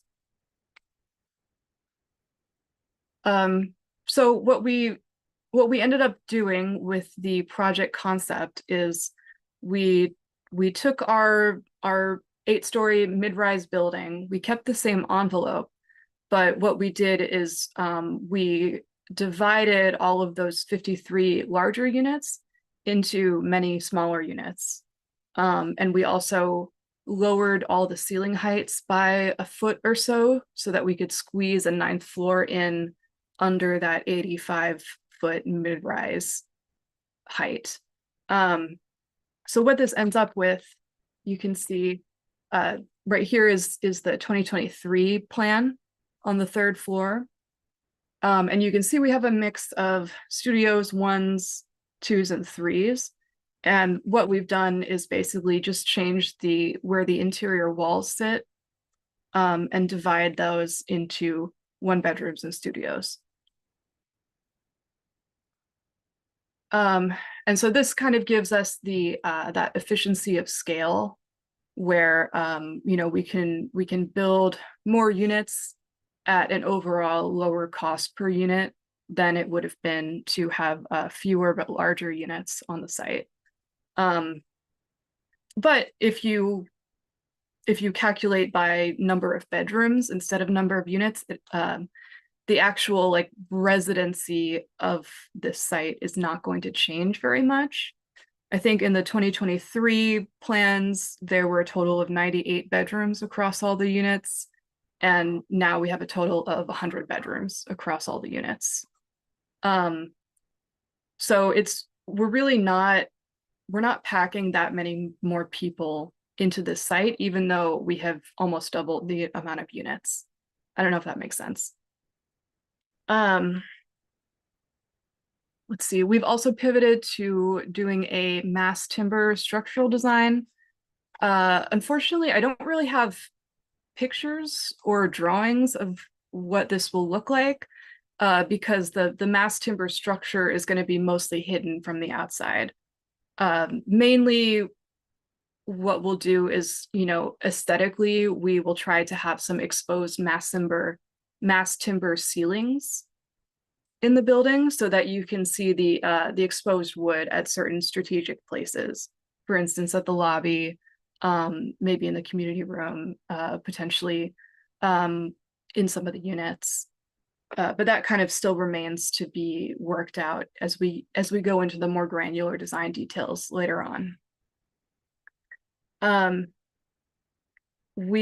Let's see, we're also pivoting away from serving homeless families, because unfortunately the funding opportunities that currently exist just don't support that population. But we are still trying to preserve having we're still preserving having special needs households at the project, because that's still very important to Saha's mission. So for the special needs households, we have been reaching out to the disability community. We've had some very promising conversations with Housing Choices and the San Andreas Regional Center. And I have to credit Alex for helping us make that connection, because we made that connection with Housing Choices at the Disability Housing Summit that you put on last winter. And so we've been evolving, this new concept with Housing Choices, and we think it might make sense to have some set aside units for households with one or more members with an intellectual and developmental disability. And the benefit, what makes us able to serve those households is because they'll already be clients of Housing Choices and the San Andreas Regional Center. So they'll already come with their own resources, supportive services, and sometimes financial assistance that will come directly from the regional center and from Housing Choices. So it won't be it won't be on the project itself to be providing those resources in the same way that we would be if we were proposing homeless units at the project. We are also preserving our affordability commitments that we had in the original 2023 plan. So it's all going to be 100% affordable, below market rate rentals. And all the apartments are going to be affordable to families earning 30 to 60% of the AMI. And so the new financing pathways that are available to us is there's the city NOFA, which prioritizes cost efficiency. And with this redesign, we're able to meet the city's NOFA scoring priorities. With this redesign, the cost per unit has come down significantly compared to our previous plan with 53 units. And then also the state ASIC program also prioritizes high unit counts because that program is designed to serve highly transit integrated, transit oriented projects that have really high potential for greenhouse gas emission reductions. And the way that ASIC models the greenhouse gas emissions reductions is by looking at the number of units and the number of potential transit riders who are using transit, as opposed to the status quo, which might be like suburban sprawl that's automobile dependent. So with the higher unit count, it also makes us more competitive for the state ASIC funding program as well. So there's quite a few reasons that we decided to pivot the project in this direction. And I can just show you how the inclusion of this 9th story works. So on the left, you can see in 2023, we had pretty generously sized units with pretty high ceiling heights across the 8-story building. So all we did was we took down all of the floor heights by about a foot or so, and we reduced the first floor podium by a little bit. And so by kind of squeezing those down, we're able to add in a 9th floor and maximize the unit count under the mid-rise height limit. One of the things I learned from a mass timber provider was that mass timber sometimes can fit more floors in a building. What do you call it? Massing or footprint, because of the way mass timbers develop. So I don't know if that's possible here, but I thought that was interesting. Yeah, I think the pivoting to mass timber also makes this 9-floor concept work a lot better as well. I think if we had tried to do 9 floors of all concrete, we would have run into structural issues with the added weight of, another concrete floor. But mass timber is a lot lighter. Yeah, and I think there's other benefits of the mass timber framing and massing, the way that it's built into place, that also makes kind of like non-standard configurations like this a lot more feasible. So just to recap, this is what we had in 2023. Again, 53 homes. We were planning for families. We were planning for supportive housing with YWCA. And, we had a large range of unit types. Oops. And now in 2026, we now have 99 units of smaller units overall. So only studios and 1-bedrooms, intended to serve smaller households.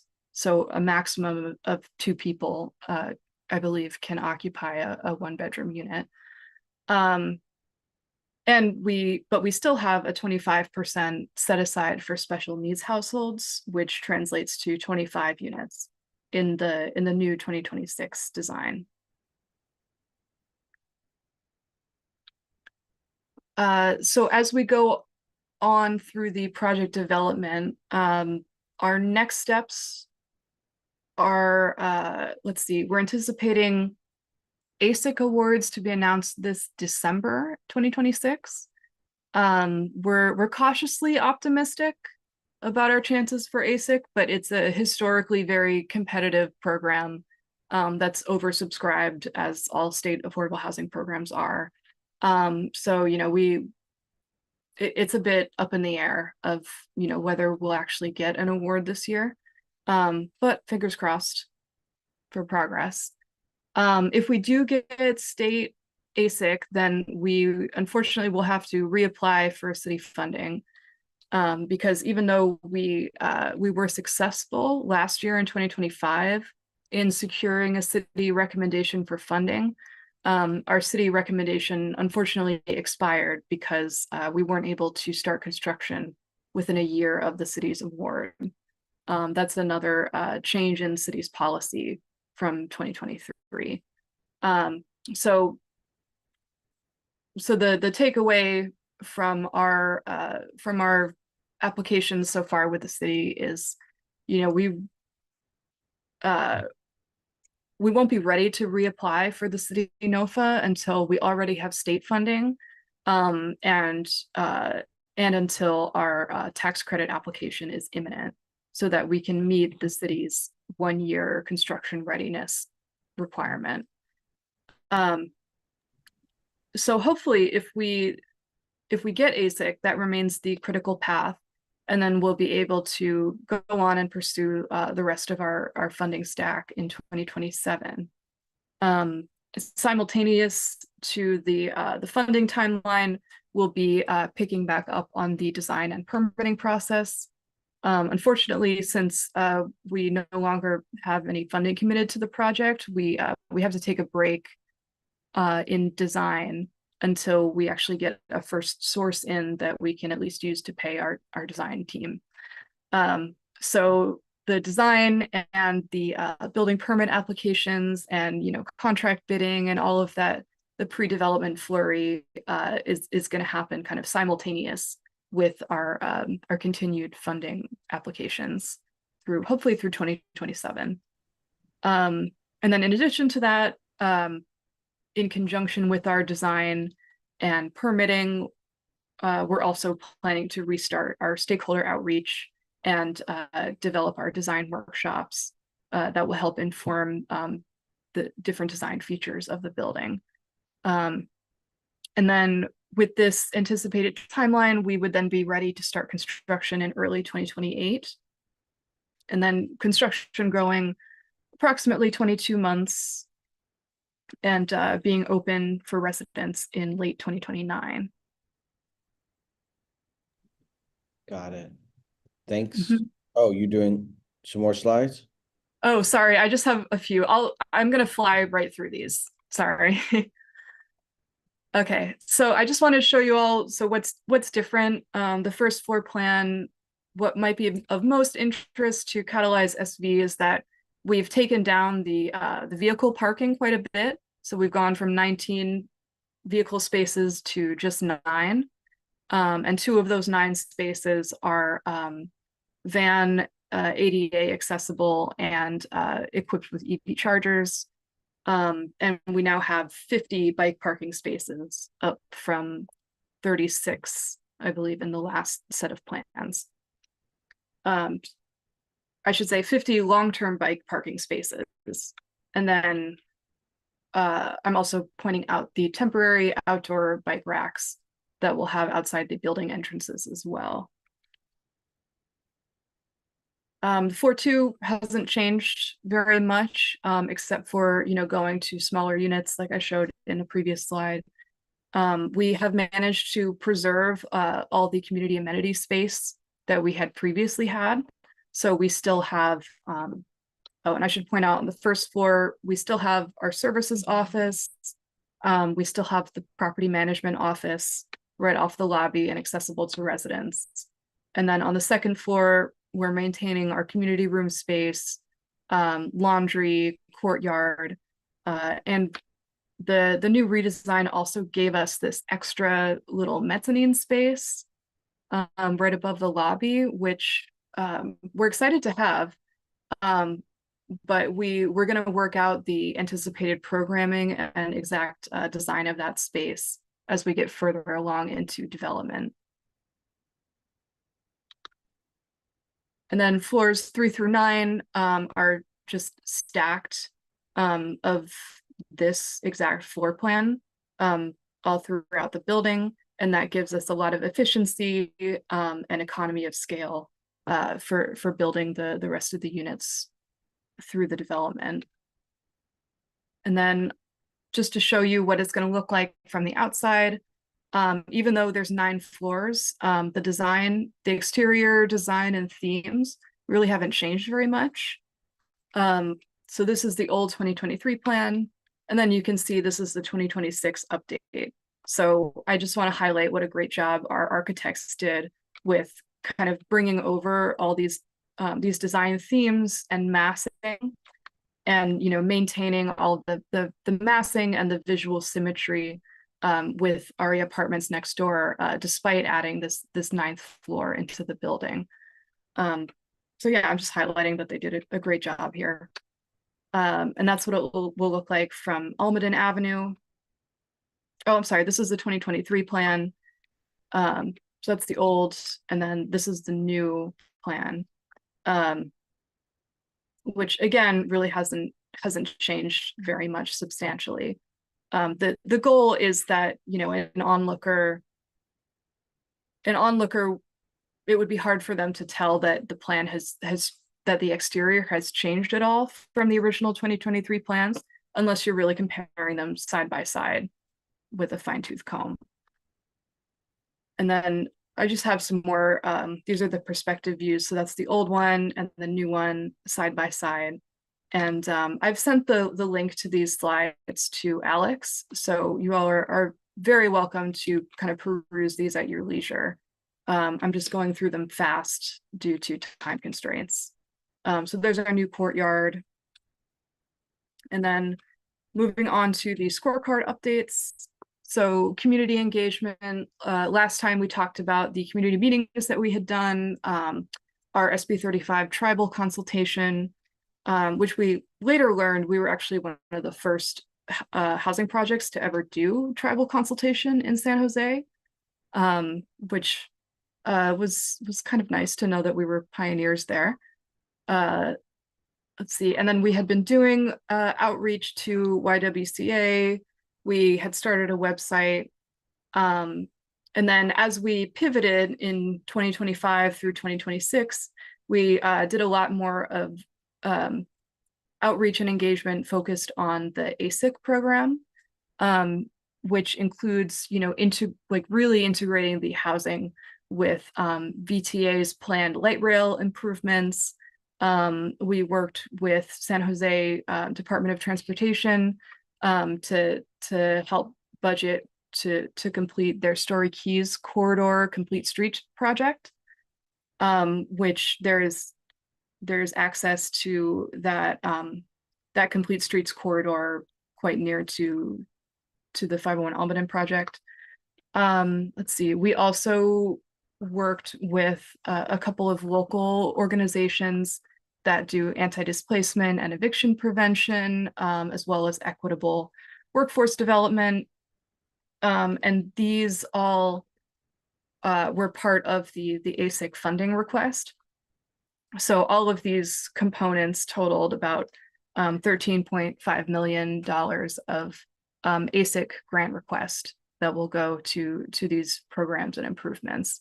And that's over and above what we requested for the housing development itself. The future engagement, like I said, we're kind of on design hiatus until we know more about the funding situation on the project, but I just want to let you all know that this is all still on our radar. So we've committed to holding disability inclusive design focus groups, and especially in partnership with Housing Choices and SARC, right? We're going to do outreach, especially to the IDD community. We've committed to tribal outreach with the Tamian Nation, and maybe there are other local Indigenous communities that I'm not yet aware of, but that is on our radar to restart. And then we also have planned ongoing neighbor updates and community meetings to introduce the new and improved design for 501 Almaden to the neighborhood. See, and then through the design updates, we've also preserved this public art opportunity along 501 South Almaden Avenue, which is now more co-located with the lobby, which I think creates more of a cohesive like pedestrian activation strategy. And then we also anticipate getting some community input maybe on the final exterior colors as design progresses. For vibrancy, so public space, again, we're really trying to preserve the pedestrian and bike oriented character of the neighborhood and of the development that we began in 2023. And I think the inclusion of even more bike parking spaces and the fact that we've limited the parking even more on the site just helps to amplify and emphasize the bike and pedestrian focus of this development.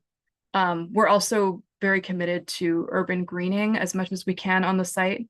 For a very tight site, it's only a little bit larger than a quarter acre.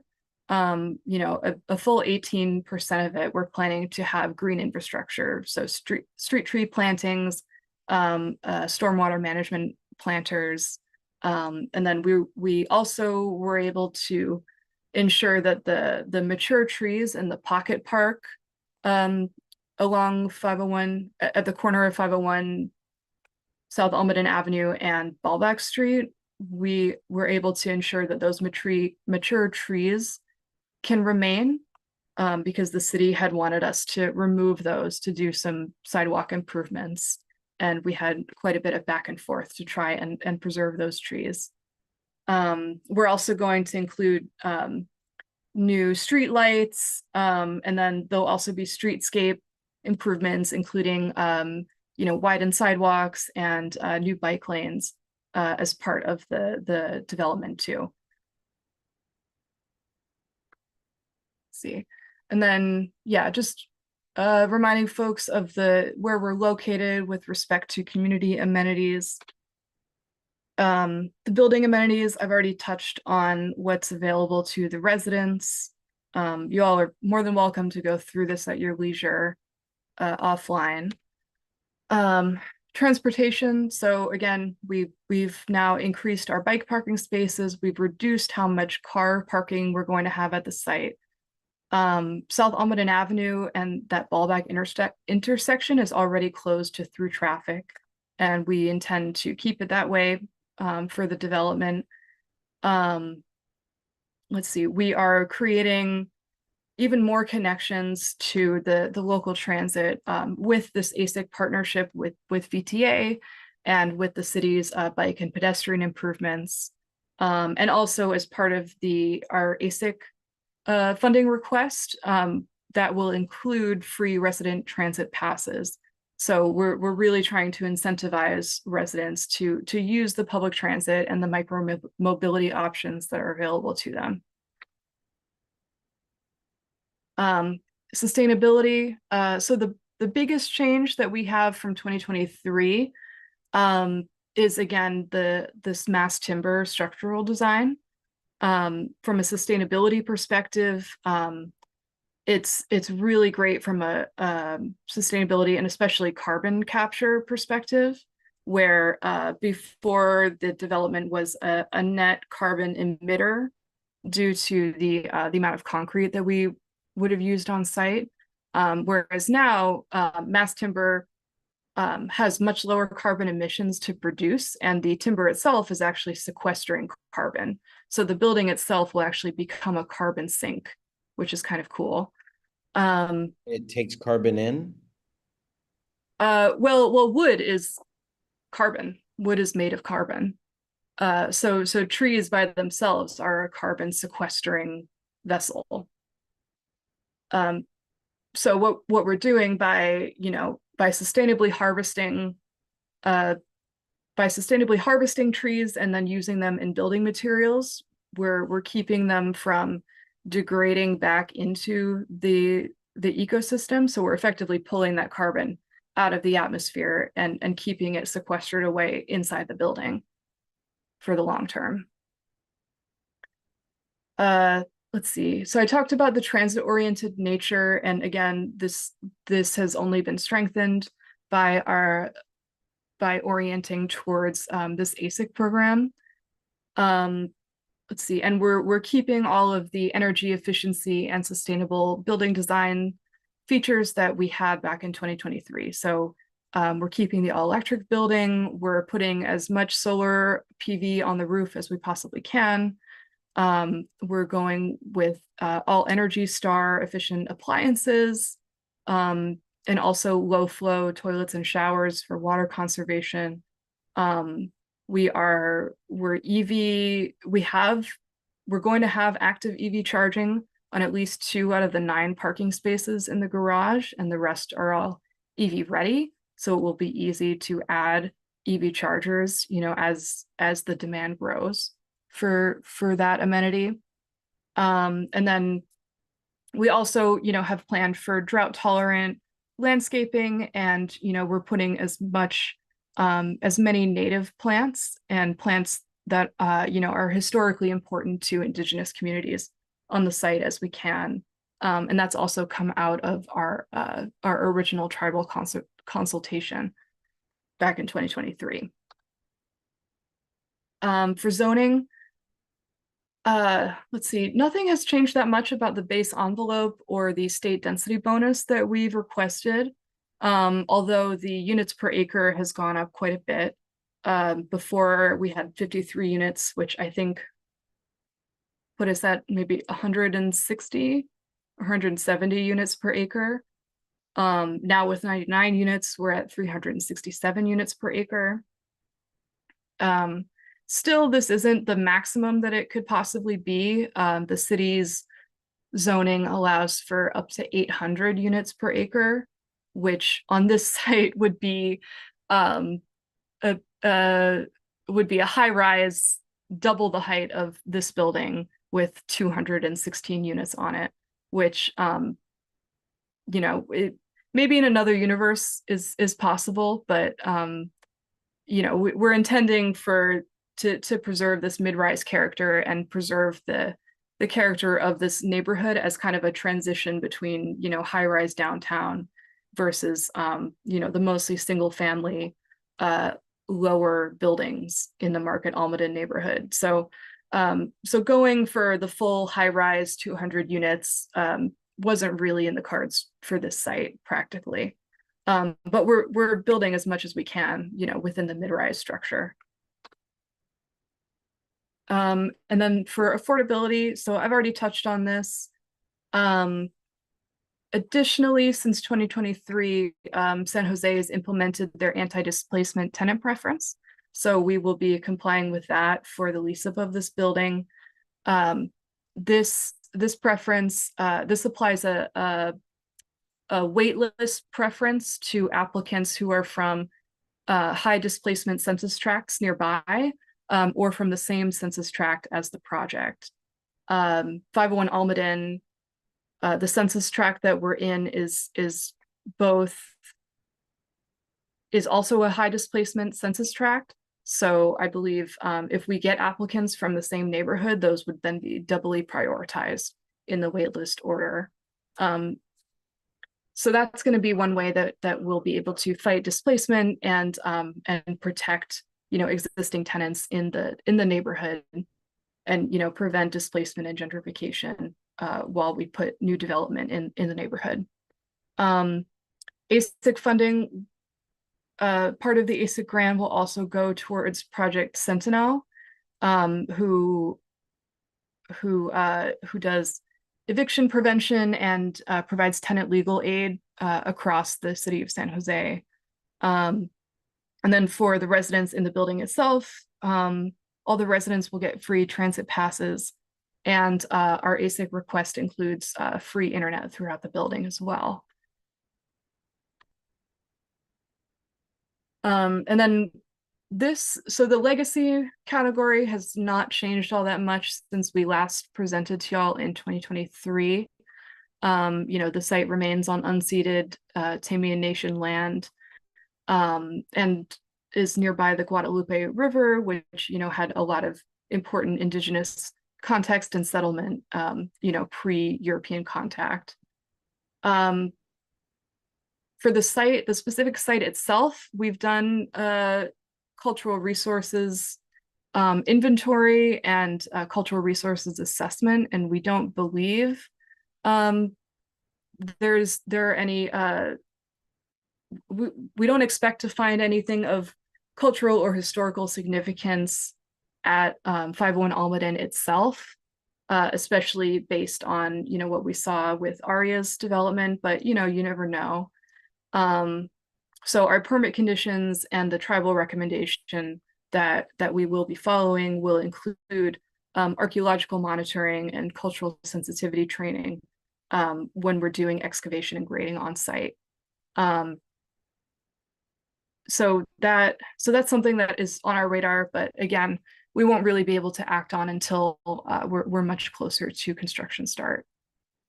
And then also from our tribal consultation, right, we still have on our radar to do interpretive and educational signage and materials on site that honor the local indigenous history. So that also is part of our outreach plan when we're ready to restart design on this project. I also really appreciated Catalyze SV's recommendation a couple of years ago, which was to actually pair the public art opportunity with our commitment to provide indigenous interpretive materials. So I will be brainstorming more on maybe how to integrate those two needs for community engagement and outreach. And then that will also depend on what we hear back when we do that community outreach itself. And that's all I got. Thank you very much all for bearing with me. I hope I haven't kept you all too late. That's a lot. Thank you, Michelle. Thanks for such an in-depth presentation. Yeah, let's go to questions if folks have any. Let's try to keep them focused on the project improvements and the changes, because we're not scoring this project from scratch. We're scoring it based on what we already know, and hopefully Michelle level set that for all of us today. Again, my apologies. We're running way over time, and that's because I think I tried to schedule too much tonight. So for all of our interest, if we could keep questions quick and clean, that would be great, and then we'll get into scoring.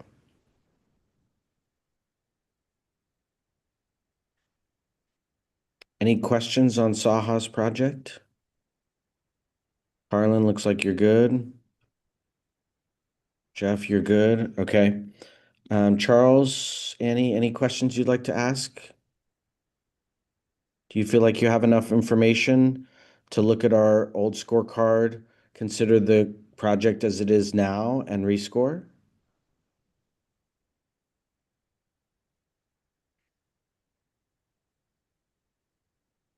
Okay, I'm guessing yes. So just to summarize some of the changes, if I can, Michelle, we've got a mezzanine on the second floor, which is a new amenity for the residents. We've got an additional story. We've got 2 extra bedrooms. We've got a mass timber design. We've got smaller units, but more overall units. We've got some additional community engagement that you've done and additional community engagement you're going to be doing, including around the public art component, which would be responsive to some of our requests. You have reduced the number of car parking spaces and increased the number of bike parking spaces. Bike parking, I believe, has gone from 36 to about 50, you said? Yes, that's right. Yeah, okay. And car parking spaces, I believe, has dropped about 10 spaces from 19 to 9. Those are some of the big things I remember from what you presented. Anything else anyone remembers or wants to ask questions about? Okay, well, sorry, no questions, Michelle. You must have done just such a bang up job that we've got it all. Yeah, I was having a little trouble with that link to your presentation. So if there's a way to, it's just not loading on my screen. Yes. Okay. There's another way to get it to me, that would be great. But it sounds like our members got what they need. So we're gonna thank Michelle. Thank you, Michelle, for a great presentation. Michelle's gonna jump off here and then we're gonna take things off you.